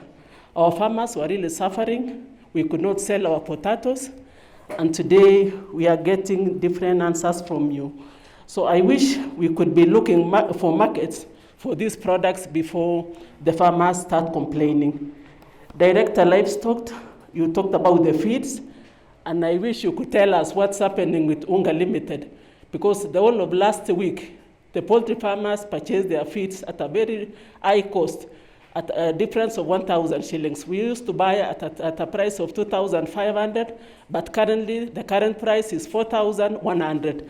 So Director Livestock, please tell us what's happening.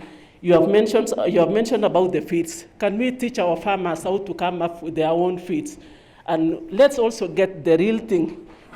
What is Unga doing? Because these feeds from Unga Limited are the best. You can even decide to make your own feeds, but still you cannot get that quality from Unga Limited. So I wish the professionals could go more deeper and tell us what's happening.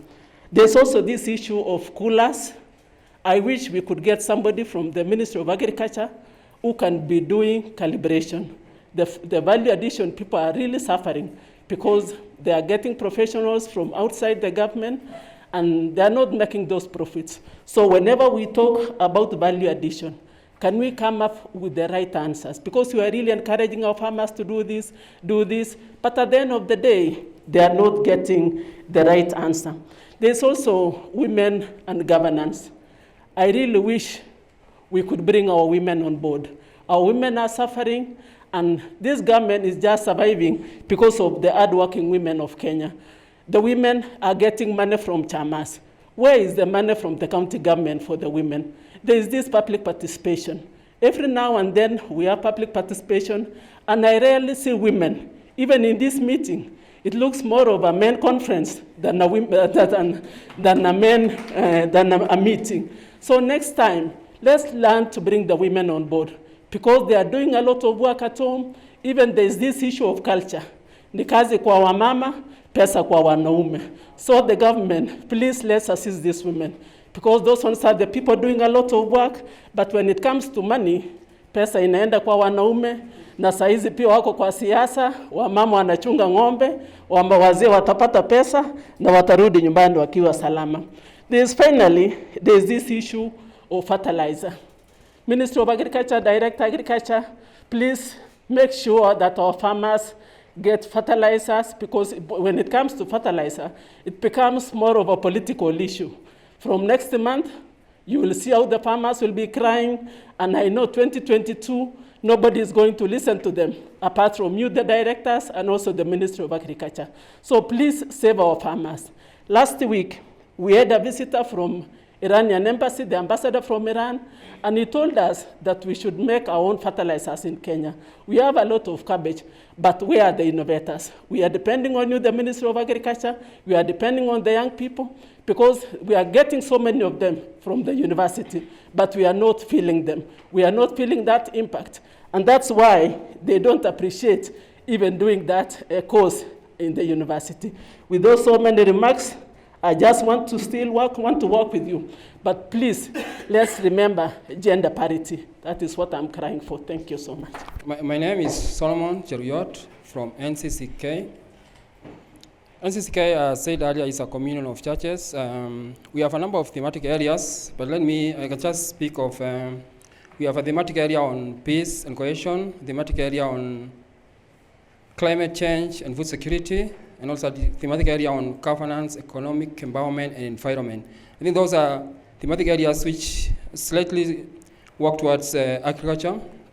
Maybe first I have to appreciate the county government of Uasin Gishu, the Department of Agriculture, Livestock, and Fisheries, and also to appreciate KCIC, Kenya Climate Innovation Center, for this wonderful workshop. I think it's my first time coming to a workshop for KCIC, and I've really touched by the kind of innovations you are bringing around from the small and medium enterprises on agriculture. And I was just a bit worried on the numbers of the innovations. I see some innovations are one, like for Joan, it's just one. And we know that breakthrough come through numbers. So maybe just pray God that you really increase the numbers so that it can reach. I also concur with maybe the director for livestock that there is a critical volume for export. For us to get exports, we'll not be able to get export maybe through just one sericulture in county, but maybe with a number of volume which we can really access the markets, which give returns for our investments. I still want to also to concur with Women Enterprise Fund on collaborations. It's a skill for 21st century. And for that, I hope that the Department of Agriculture or any department in the county government can create a desk for partnership in the department so that us as supporters for the common wananchi, we can place our log frames there so that whenever any person comes, the log frame can assist us to link us together. Like now we are working on a policy, a number of people are working on a policy, so it's good to aggregate our thoughts together. KCIC, any other person working at NCCK. There was also MAPS trying to work on a policy for agriculture so that we bring our heads together and work out through, because the core mandate or the platform of all of us is service delivery to Mwananchi. Because in any case, we want people doing business, community members, having a good return for the investment, either for their own or through the support of the county government. I like there's a call which is ending today which is maybe by KCIC, and I wanted to just, I don't know which areas, is this only on digital that it's present, or there is also, it was on papers, because it's so good when so many people apply.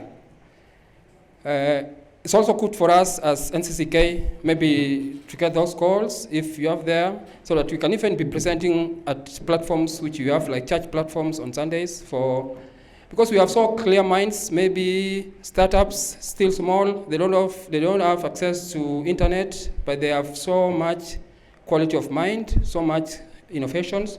It's good for them to access those support from KCIC, for example, if they get them, but maybe they don't get them through the forums or the platforms that are existing currently. There's also something on,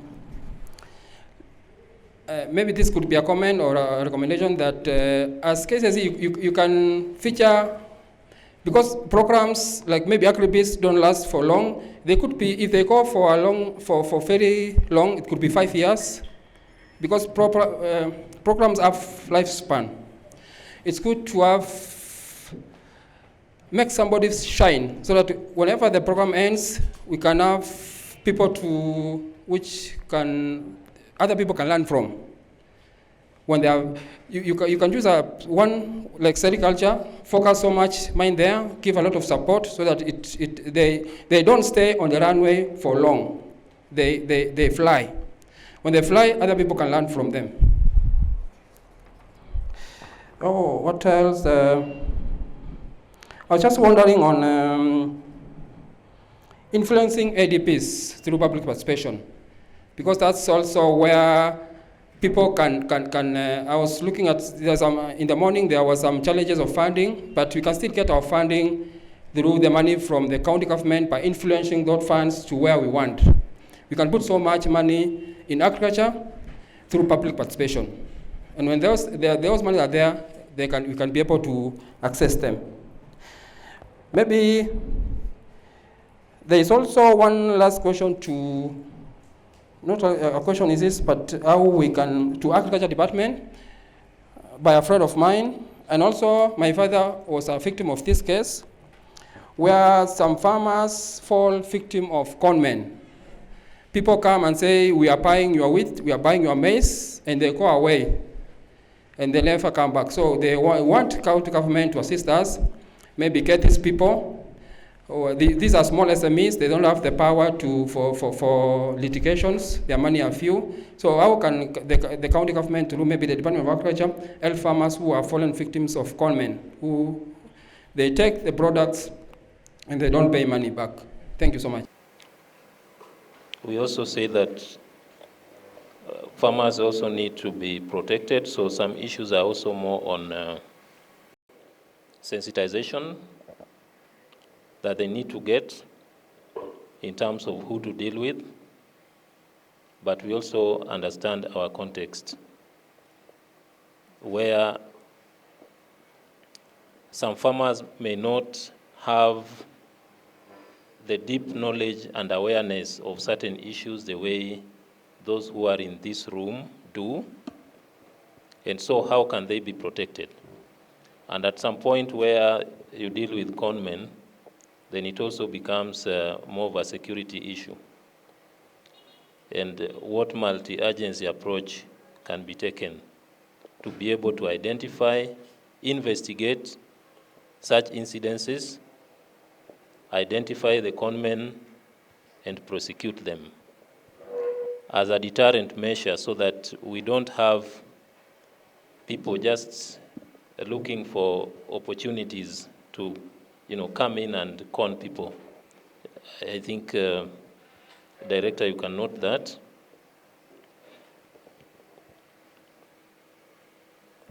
Of course, there are some responses from NCCK which are directly to KCIC, some of which I can respond to. Of course, the issue of the forms also going to you, so that you are also able to distribute to some of the farmers that you work with. That goes directly to the hub manager, and I'm very sure he's listening to that. And through this partnership, I think this is the second meeting we are attending together with you, and that is very good. So it speaks to the partnership that we are now forging. So even within the county, I know the hub manager will reach out to you and work closely with you on that. Then there is, of course, our program is a bit big and wide, and we're also drawing lessons and learning, and also documenting case studies on the impact we are creating, and of course, looking at also the models that other people can learn from on the side of youth, on the side of women, on the side of youth groups, on the side of women groups as well, what is working, and how the same can be replicated elsewhere within the county and across the country. So even beyond the program, I believe there will be cases to draw from and to learn from. But all the same, it's a very good suggestion, because then that is what will entice and speak to the issues that we talked about, making it cool and attracting other potential people who may benefit from it. Of course, you've talked about influencing ADPs. This is something that we can work on together through the advocacy component of the program. We can work on that as well, so that, of course, it's a continuous process, and we see how do we feed into the county's annual plans, as well as the fiscal processes, because some of these things, for them to be implemented, they require resources. And I know as a department, we can also support the department, our mother department here, to advocate for more resources, because when more resources come to the department, the assumption is it trickles down and addresses some of the issues that are being mentioned here. So that one, we can see how to work on that together during the annual cycle of planning, as well as the fiscal processes. Then there's the other issue, of course, you talked about innovations. I would say when it comes to innovations, Ernest said we have the other component, which is green bees, which is purely targeting innovations. Even for those who are in agribusiness, they must have innovations, and much of the innovations are meant to address climate change. But for agribees, yes, there are elements of innovations within it. Innovative business models, innovative technologies are also there. But then, still, if you look at the portfolio, if the hub manager were to tell you each of our clients, in fact, we've just brought a few, you would find so many innovative businesses again, and even the kind of products that are coming through from such innovations, you would actually see quite a number of them. But again, next time when we have such a forum, we will also bring in, because now we have clients also in the other program of green bees who are more innovative. Their innovations are at a higher level, because that is the focus of the program. We will invite them so that they also form part. We'll invite those who come from the North Rift region to also form part of the forum. I would then invite the CDA to respond. The Farmers Federation raised some very pertinent issues. I would invite responses on them. Some of them had been discussed, but then they were just probing further in terms of just seeing what specific measures can be taken to also address some of those issues. And of course, speaking about market infrastructure, the issue of quality versus quantity, and also issues around just inclusivity, the whole aspect of inclusivity, of which, of course, as a program, we speak to that. And there were also just so many other issues, including the long-term solutions to maize, to the maize problem, the feeds issue again, and the cost, how the cost keeps on increasing. And she gave a very specific example of how the cost has increased over the last few weeks. Yeah, so, yeah, and just quite a number of issues there. The issue of fertilizer, also very pertinent for farmers around this region. So probably the directors, as you respond, then you stand guided on that. After that, then we will we'll do a final round. We'll do a final round before we close. So one more round. So in case somebody has any issue, that will be very short, very specific, and then we move towards closing the session. So CDA, welcome. So thank you very much. I think these are very pertinent issues raised by our stakeholders. And the first issue was low productivity, low yield, the issue of soil testing. I want to say that nowadays we have Kcic. They do soil testing analysis. We have Calro. They do also soil testing and analysis. Maybe what could be an issue here is actually the price. I think they do it at 1,000. And probably if you want to bring down the prices, maybe we need to call for a stakeholder meeting with them.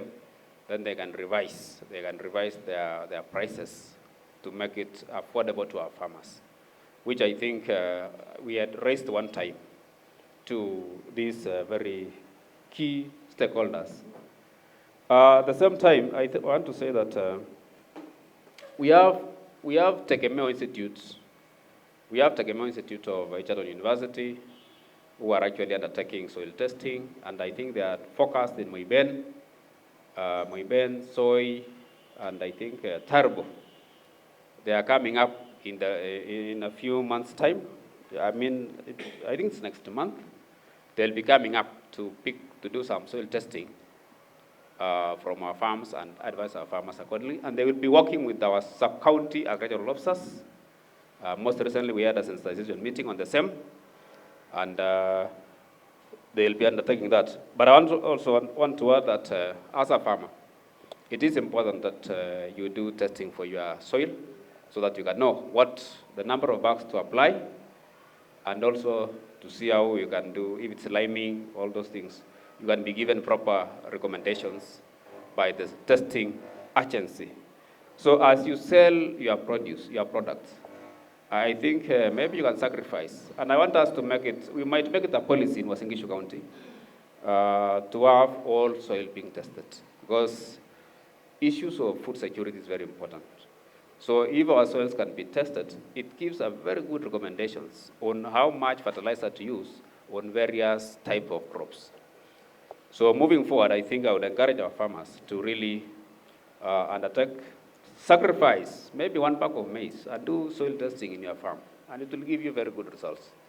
And you'll even be informed. Sometimes you find some farmers, they are using 4 bags of fertilizer in potato production. And yet nowadays we have a blended fertilizers, maybe from like Baraka fertilizer, blend for a specific crop, which you use only 1 bag. So I would encourage that we do that. Our scouts, our agricultural officers on the ground are doing sensitization on this issue of soil testing. And even His Excellency the Governor has mentioned several times, at the department wants to pursue it, that all our farmers do. Like now, if you want to plant coffee or those other promotional crops or any other crop, you must know the soil pH of your soil. So let's encourage our farmers, sacrifice some few shillings, a few coins. But I know at a later date we shall have to discuss with the people in charge concerned, Kcic, Calro, on the future of subsidy in terms of what we have in our soils. Now, the other issue was the high post-harvest losses. And you gave us storage as an issue on strategy, storage strategy. I want to say that during our public participation, let's also mention that in our ward, we need maybe stores that can assist our farmers, so that MCS, in their ward fund, they can allocate funds towards this kind of storage facilities to reduce post-harvest losses. And I think in the county, we have had some wards. Actually, putting aside some funds to assist in these post-harvest losses. We have built some cereal stores at the county, and it is because of the public participation that was done in those areas, and they said we need some stores. So I believe even moving forward, let our farmers have that voice so that at least we can have some money being captured in our expenditure in terms so that we can reduce post-harvest losses by constructing more stores. There was the issue of long-term solution on issues of maize. I want to tie this to what Ruth Maraba said. The issue of fertilizer is very key. In fact, Ukraine is the leading user in fertilizer, and they are also the leading in terms of productivity of most of what they do. It's the leading consumer of fertilizer. Now, I just want to say that these fertilizer prices impact negatively in productivity. And I want to mention that it's a global problem now because all over the world, the prices have gone up. I was informed that because of the use of nitrogen in manufacture of oxygen, there was that move whereby they used the nitrogen, which was actually a component of fertilizer production. So there is those global trends. Because of COVID-19, they had to manufacture a lot of oxygen for the COVID pandemic issues. But I believe that our county government needs to make a deliberate effort through the county assembly. We have our legislature, where we have the county assembly leadership. They need to deliberate on this and have a way forward. It is very, very painful when you find that the fertilizer prices are now 4,000 to 5,000, and the maize prices are coming down to 2,000. There is that paradox. So I want to say that we want to encourage, we want to really put on their toes the county assembly through the MCS that this thing is a time bomb. Come January, February, come March, there will be a lot of problems when it comes to fertilizer, unless we start arresting now. And I concur with the national coordinator of GANAF that this is an issue that needs to be taken a bit higher, a notch higher. I know, we really need also to involve the Parliamentary Agriculture Committee to take it seriously. I remember the other day, MP for Moibeno is now the Agriculture Committee chair, Mr. Tiren, say that the prices of wheat will stabilize, the minimum price will be 3,700. And most recently, he also mentioned that they will work on the minimum price of maize to be, I think, to be around 3,000. Now, at the same, using the same bullet, I think it is high time that they also address the issue of fertilizer. You know, as Uasin Gishu County Government, we are the key sufferers because we are the highest consumer of fertilizer because of the nature of our farming. We do cereal production, we do maize production, maize, wheat, all those things. At the end of the day, we need to buy fertilizer. So I think the Department of Agriculture is really pushing through the Agriculture Committee to have an intervention on this. So as we discuss some of this issue, I think it is something that is on focus, that we really need to push it to the higher level to really assist us. I know policy direction is very important.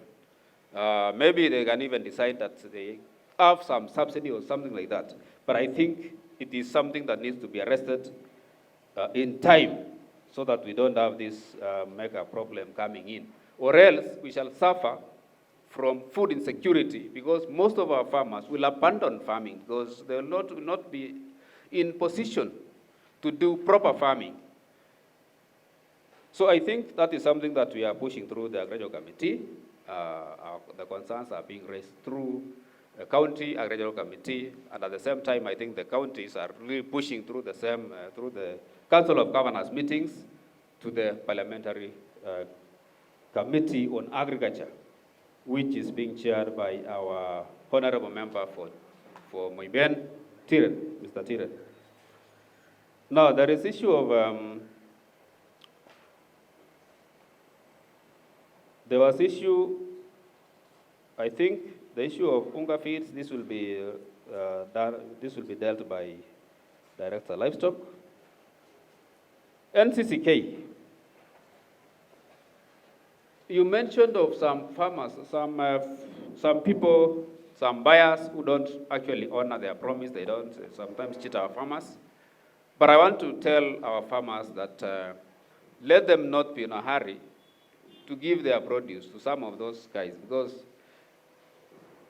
through the county government, we have identified those exporters who can actually export, and they have reputable, they have a reputable character.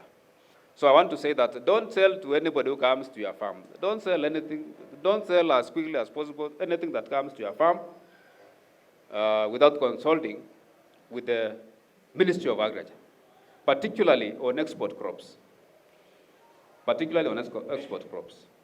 But I know there is need to actually have those contract farming, but there should be some level of policy in terms of how this contract farming, sometimes it fails and no legal action is taken on such people.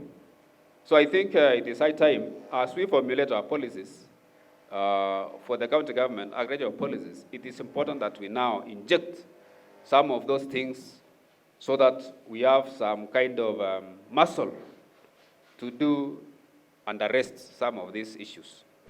So, Director, just as we are still on that point, how do you ensure that that information reaches the local farmer in the farthest end of this county?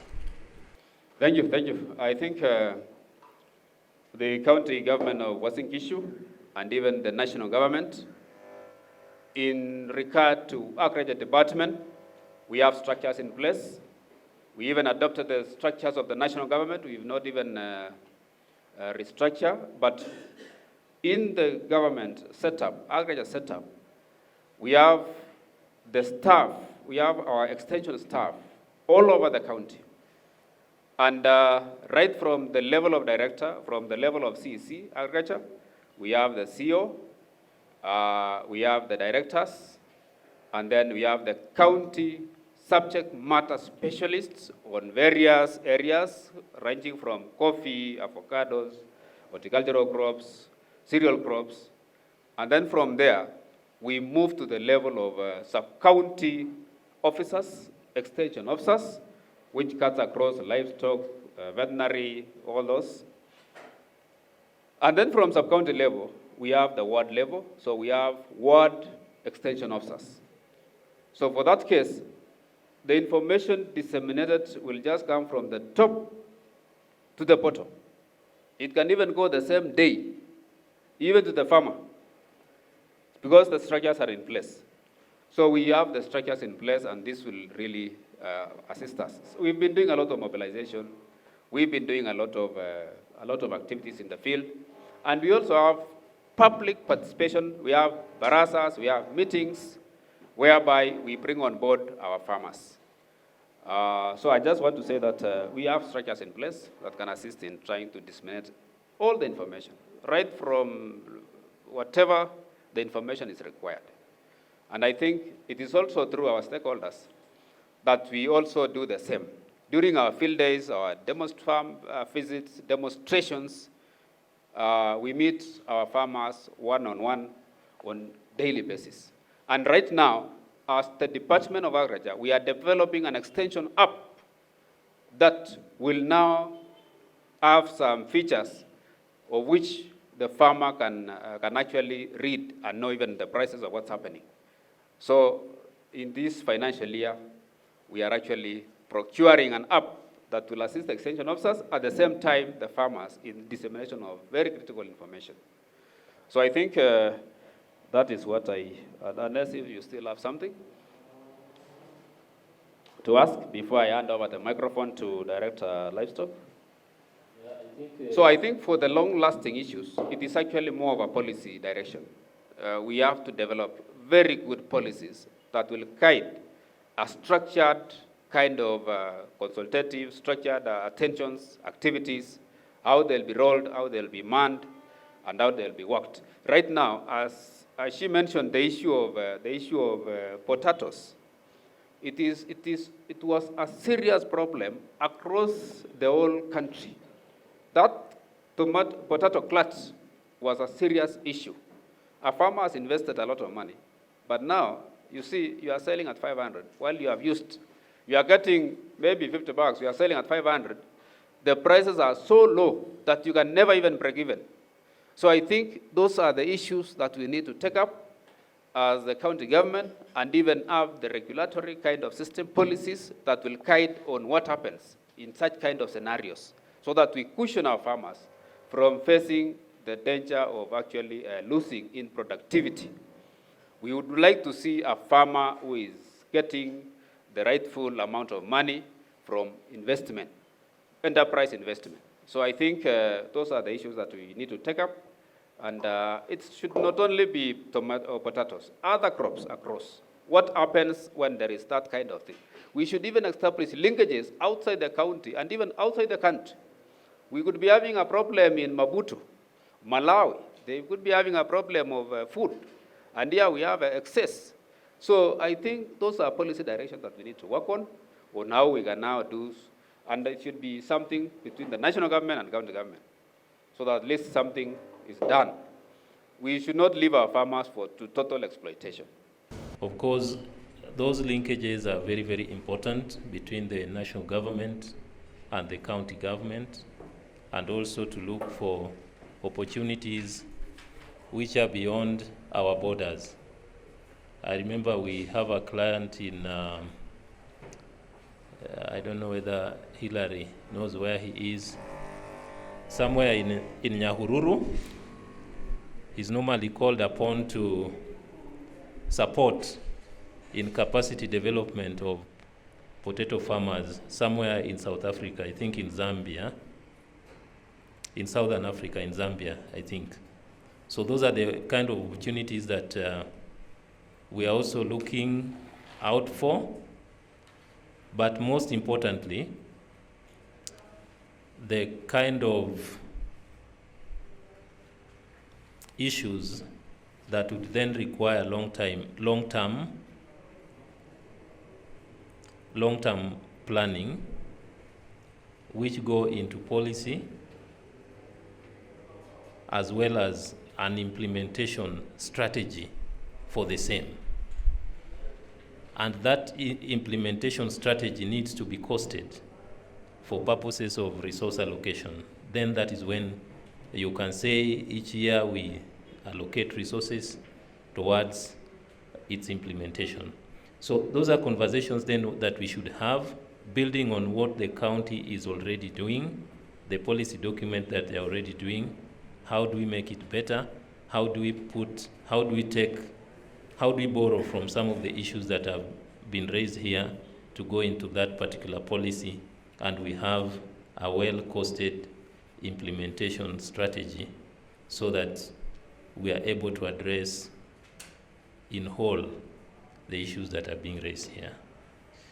The other issue that I should not lose when I asked about how does that information reach the farmer at the farthest end of the county. We can be holding meetings here at the county headquarters on top of this building with all the technology and everything, but we know there's a smallholder farmer somewhere who does not even have the means to access this information. So then it should be cascaded down to them so that it actually impacts what they are doing and they're aware. And he has mentioned so well that the department, the county, as well as the department itself has structures for disseminating that information up to the village level. So that we encourage. I would give this chance to the Director Livestock to respond, and then we have a final round, if any, and then we close. Director. Okay, thank you. Thank you very much. Thank you very much for that opportunity you've given me. And as Serone said, information reaches the ground. We have the structures. Equally, the same department, agriculture, livestock, and fisheries, we have the same structure up to the ward level. So at least there are some staff who can urgently pass any information we require and also get the feedback from the ground. To my colleagues from KENPAP, I think because the questions I have are from KENPAP, from Rugut and from Root. One, I will start with the one for the Root. I think you mentioned about UNGA. And it seems you have some latest information on the same. And it looks, this is an area we really need to, you have given us assignment to know what is happening. It's only that I wanted to know what were the quantities. Was it only affecting the poultry feeds or even the others? I think that is some of the information we really want to. But I must say honestly here, we have no information as such. It's only from the farmers. That's why we are saying farmers has even other information which we may not have as the officers and also as a county. But I want to say these are very good information, then which we may need to follow and know the cost. Of course, there are various feed sellers in this town, and it's the choice of farmer to choose which one is preferred, getting the service. So this is an area we will look at. So I think the other issue is about coordinator from KENPAP still. I think he was talking about quality versus quantity, and then also maybe relating it to milk. I wanted to say, when I raised the issue of quality and quantity first, it was about the feeds. The feeds, the issues we have is the quality. Some feeds are substandard. Some are not even good, especially for the one for the poultry. This is an area which is normally being exposed or exploited by those unscrupulous sellers. And the issue also of quantity, I wanted to say, we also have an issue with quantity of whatever is being sold versus the price. Like the issues of the feeds, I gave the issues of hay. A normal bale of hay, which is supposed to be about 14 or so kilos, you find in any agrovet shop, if you don't tell them you are coming for inspection, you can either have it at 5 kilos, which you can leave it at your hand. But the price, you cannot even, it is still the same price. So those are the issues we wanted to, it is what they are selling versus what the prices, which is actually accepted. That's why I was bringing the issues of quality versus the quantity as far as the fees are concerned. For the price of milk is a bit complicated, you know it very well, and this is an area you have known, there's been an issue most of the time. It may not be an issue which we may have an answer, yes or no here, because what we are doing as a county is to tell the farmers to form cooperatives, or at least belong to a cooperative. Because in cooperative you can negotiate for the price, which whoever you are supposed to, but the market for this product is actually liberated. It's liberal, so you are free to sell it where you get it, better prices. But as a county, we are promoting cooperatives so that we have the economies of scale. We also produce critical volumes, which you can steadily supply. And then we also further advise that you write enforceable contract with whoever is buying, so that everybody should abide by those pricing within the price, within the contract period. And as a county also, we wanted to form the direction of forming an umbrella union, so that whoever is buying milk within any cooperative, then that umbrella body is supposed to negotiate for better prices. It has happened in some other counties. We wanted to propose the same here so that farmers can actually negotiate with processors on the price they are supposed to be given, come rain or come sunshine throughout the year. Because there are some areas where farmers, you see a processor just deciding out of an SMS that the price this month is this. So what we are recommending is actually enforceable contract. Otherwise, I want to say the issue of UNGA, we shall follow up so that we see what was really the issue and then give our feedback. Thank you very much. Thank you very much, Director. And I know you work here with the Federation in case there is need for us to also support in more follow-ups, then we can take up the issue. When we meet for another forum like this next year, let us talk about what has been ironed out, the little things that, the little challenges that can be sorted out immediately. Let us sort out so that when we come back next time, we have a good report that this was raised, it has gone this way. This was raised, it has gone this way. And then for the long-term issues, we also see Director has a policy process which is going on. We also see where we are with that process.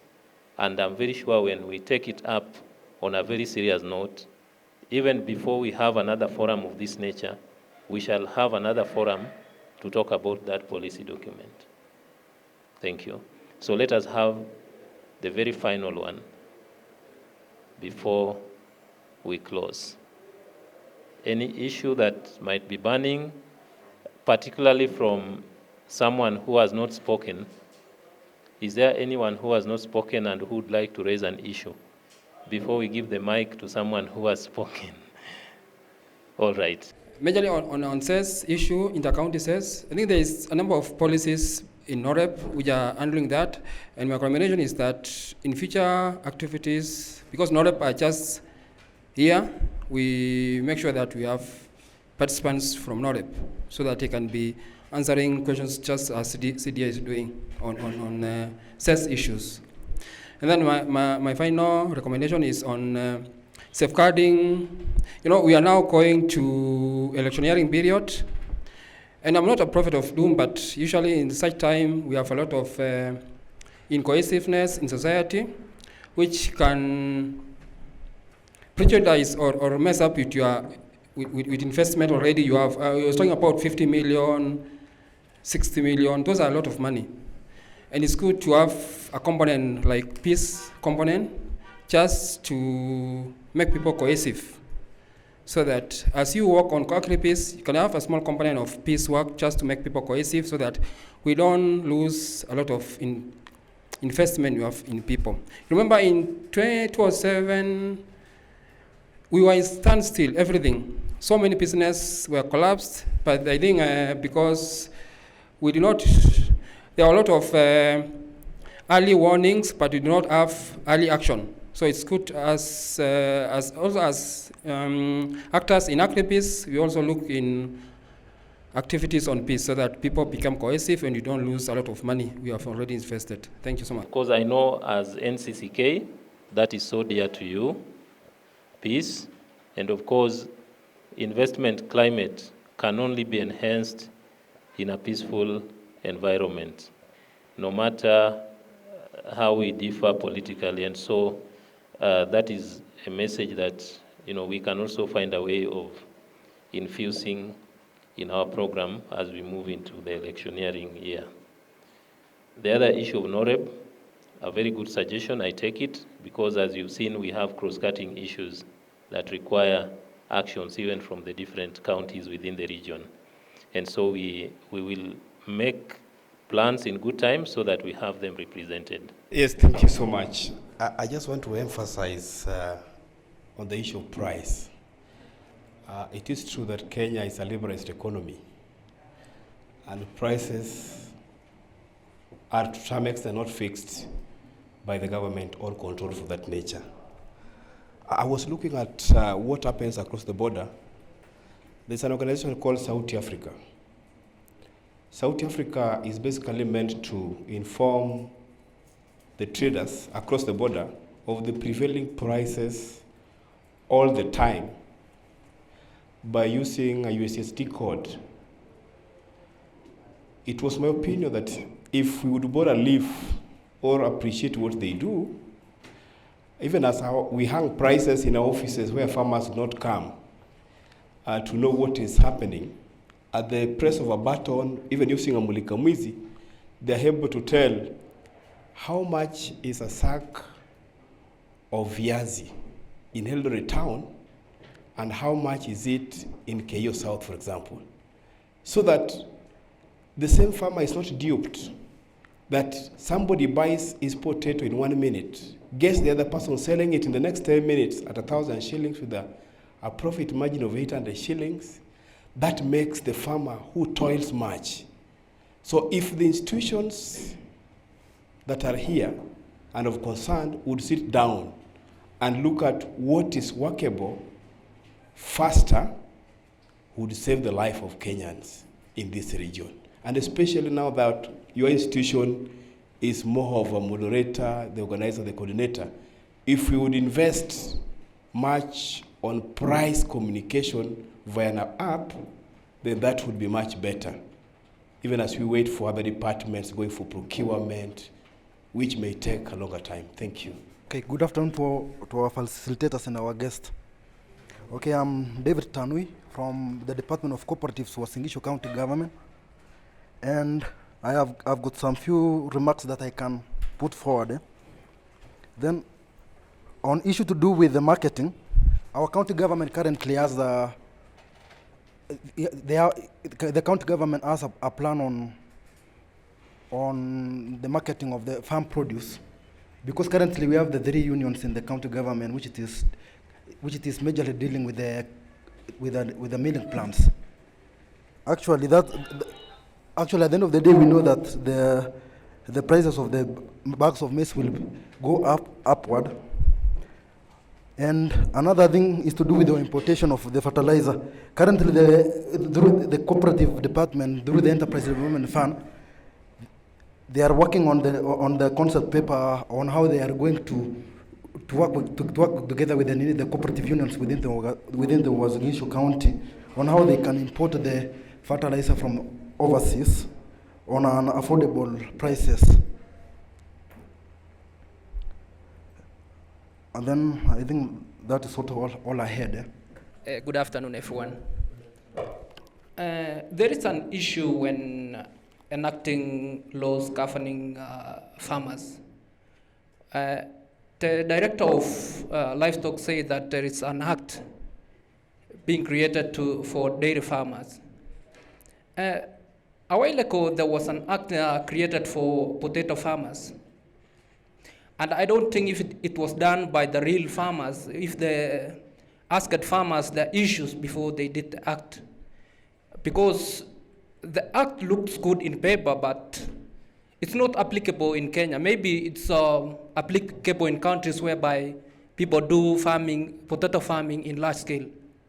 I think also one of the factors that contributed to low prices of potatoes was also that act of potatoes. Because it's stated that if you are not registered Irish potato farmer, you get a penalty of up to 5 million.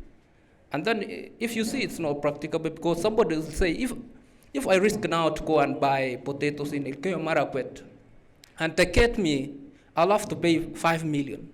So you see, it's not practicable. And also on the issue of fertilizer, I think there is support by the national government. They've given out what we call e-forgers. You can be able to get fertilizer at cheaper rates, subsidized by the national government. But if you see also, there's a problem with that because they are going to register somebody who is only over 18. The genuine farmers are not getting value for that money.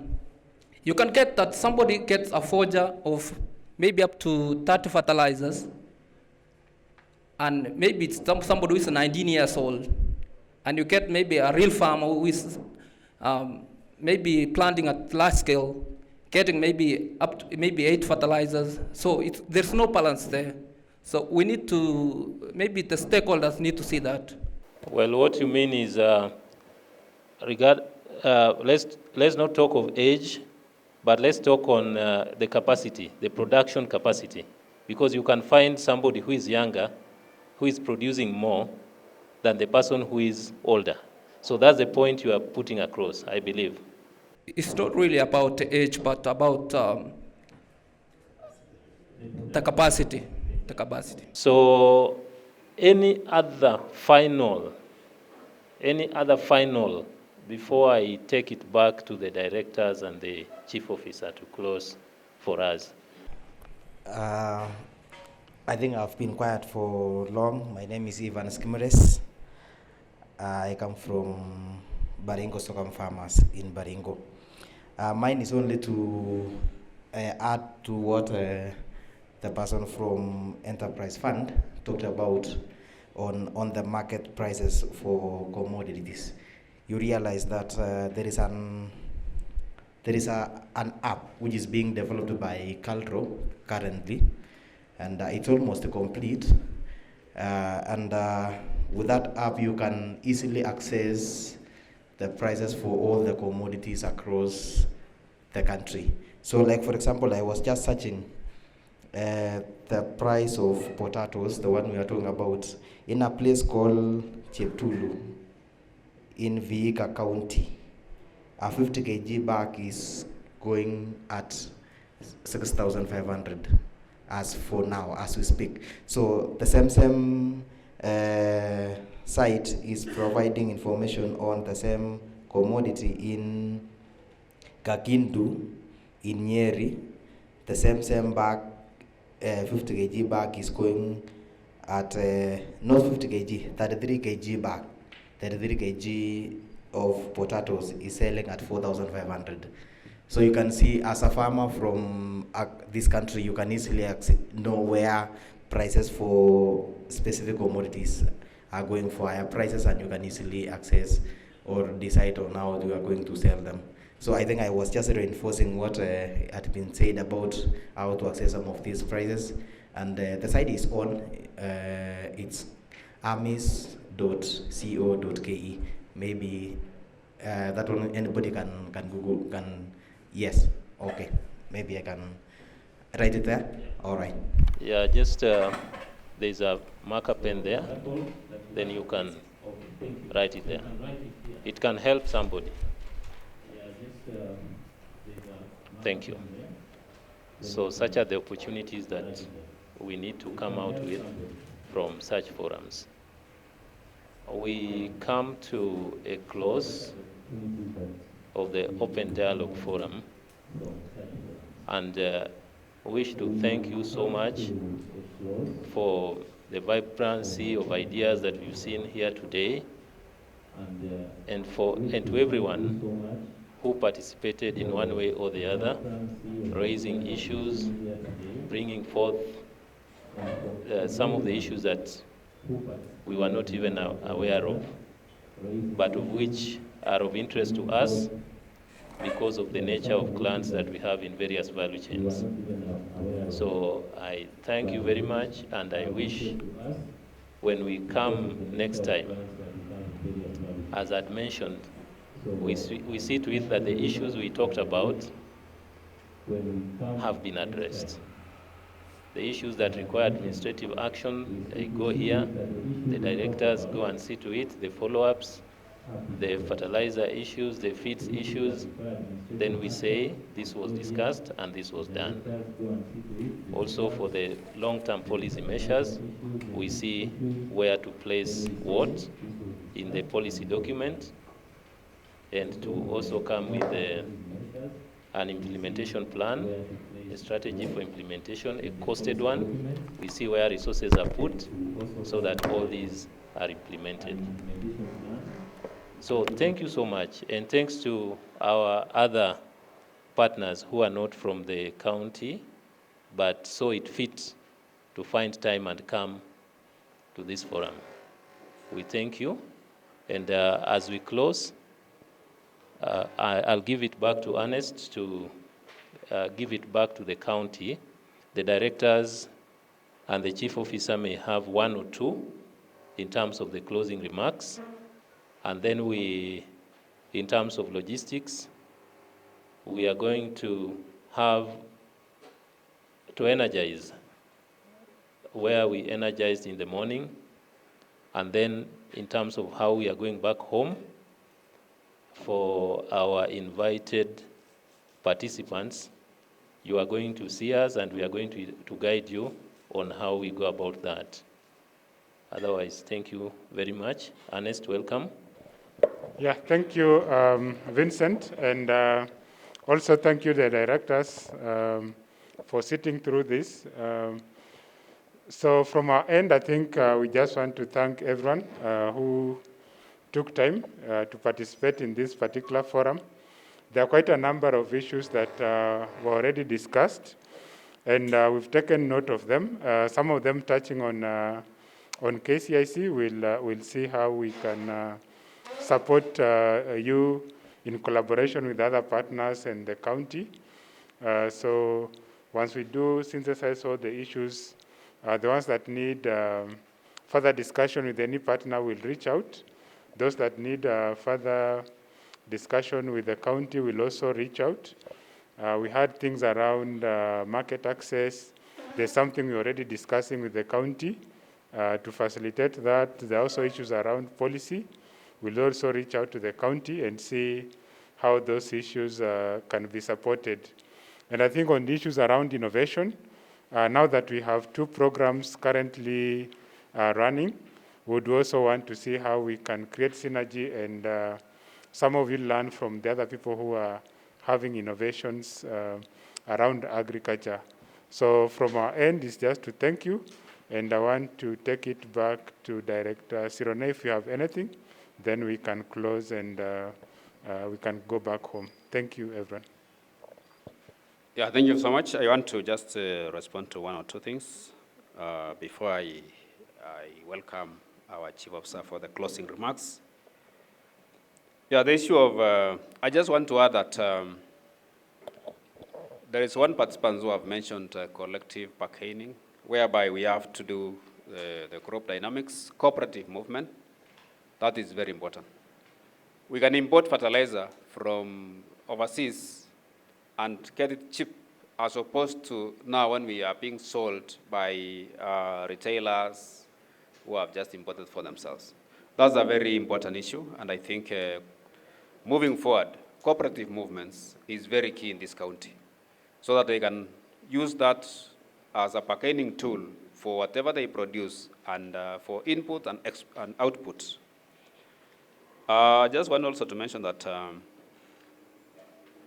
the subsidy of e-voucher is not enough for, there's donor conditions that kites on the e-voucher system. So we don't give to each and everybody. So this is just a subsidy for just a number of smallholder farmers who are vetted at the ground there, and the list is forwarded for actually implementation of e-voucher system. So in the long run, we still need to card that smallholder farmer who has not gotten the e-voucher, and at the same time, he wants to continue in production. So the issue of policy and those acts are very important. And then somebody has mentioned that there was no involvement of farmers in the act. I want to say that before an act is developed, there should be public participation. By the time we have a bill or we have an act, it should have gone through, it has to have gone through public participation, so that at least whatever is being done is understood by everybody. I want to say that we were the pioneers in Elgeyo Marakwet who developed the 50-kilogram bag and set the rules and conditions that actually went with that.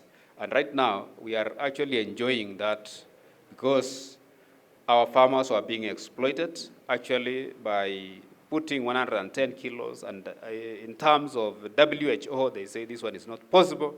Somebody can have a spinal problem, whoever the loaders would have a lot of problems in their health.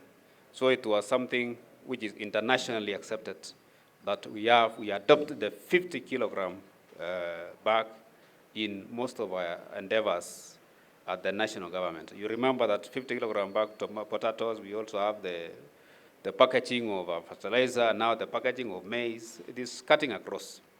So I think, members, we have really, and we are also developing an extension app as a county government of Uasin Gishu, which will be informing our farmers on prices, input prices, output prices, extension in methodology, extension methods.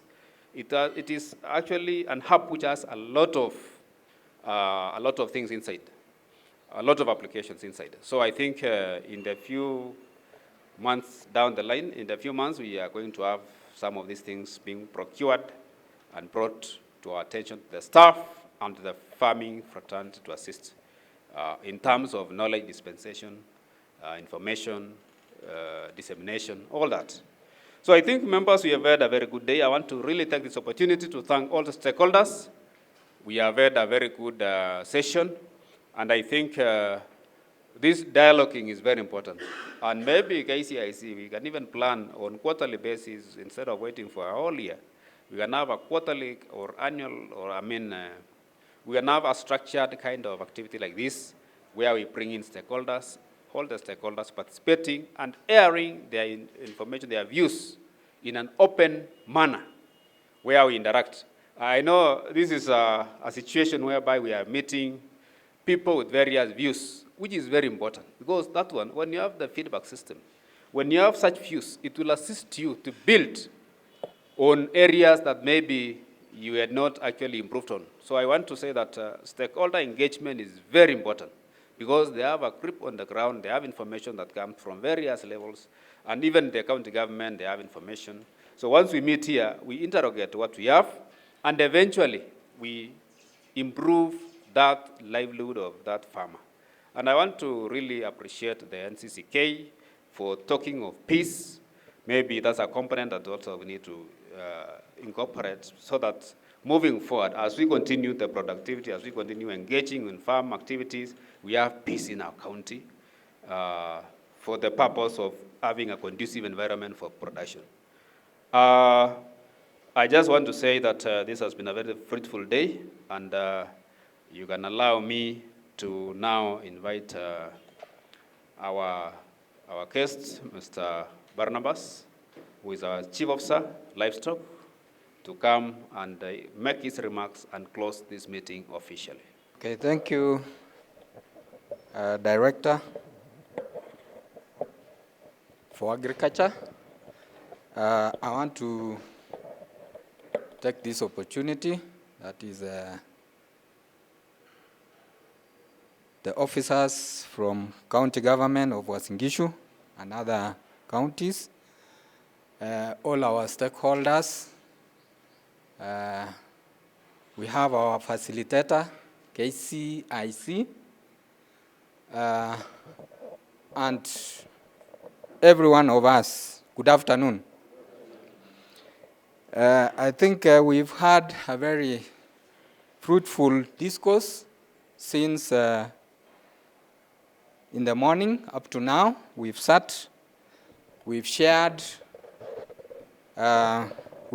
experiences from all of us pertaining to catalyzing opportunities for our women youth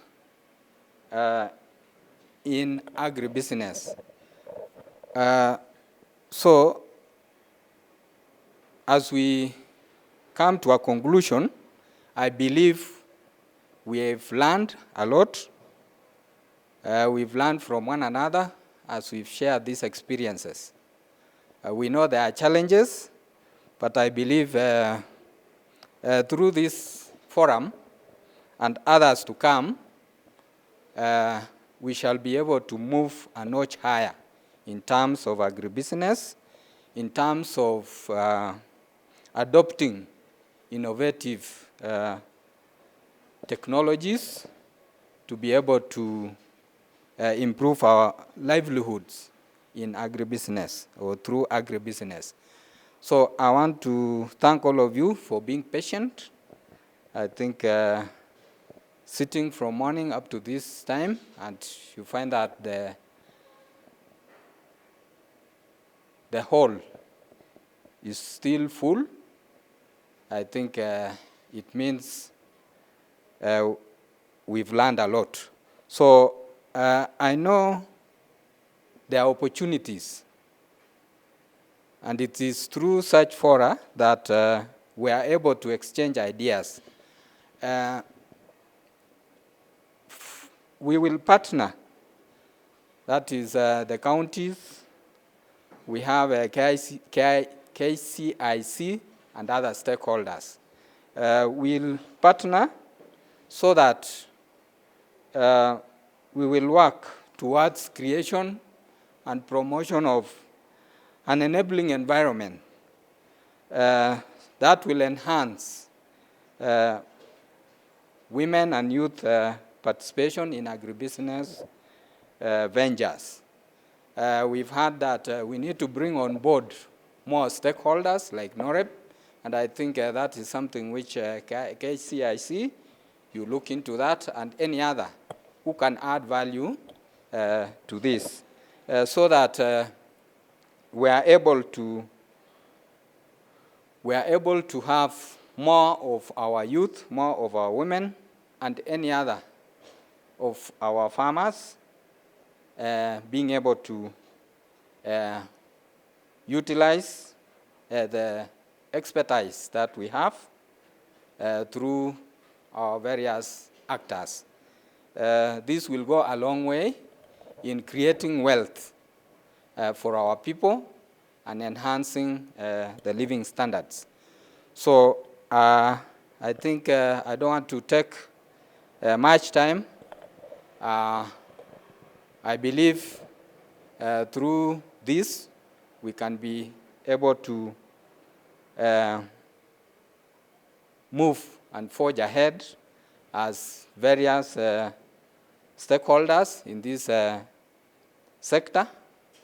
The counties within the region stand to benefit because without this we cannot create wealth. I know there is a lot of market, and I think in the morning we were engaging with the managing director from Kenya Animal Genetic Research Institute or Center. And as we were discussing, we realized that there is a lot of market, there is a lot of opportunity. But we've not even gotten halfway. We've not gotten halfway because maybe through awareness, through sensitization, and what we need to do to be able to harness and be able to maybe produce for that market. So I think through this we can be able to have that maybe 100%. We were even looking at, we import milk products from as far as Europe. But locally, we have not satisfied the market. But I know once we have good policies and the implementation of the same, then we can be able to achieve that.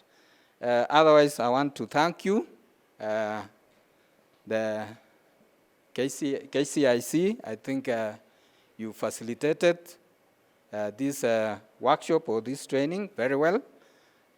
We want to have more of this. Otherwise, thank you, all of us. As you go back, I know today is a Friday. If you are not from this county, don't be in a hurry. Sample what we have in Uasin Gishu and Eldoret especially. We have good hospitality, and you need to sample that. Otherwise, let me take this opportunity to say that this workshop is officially closed.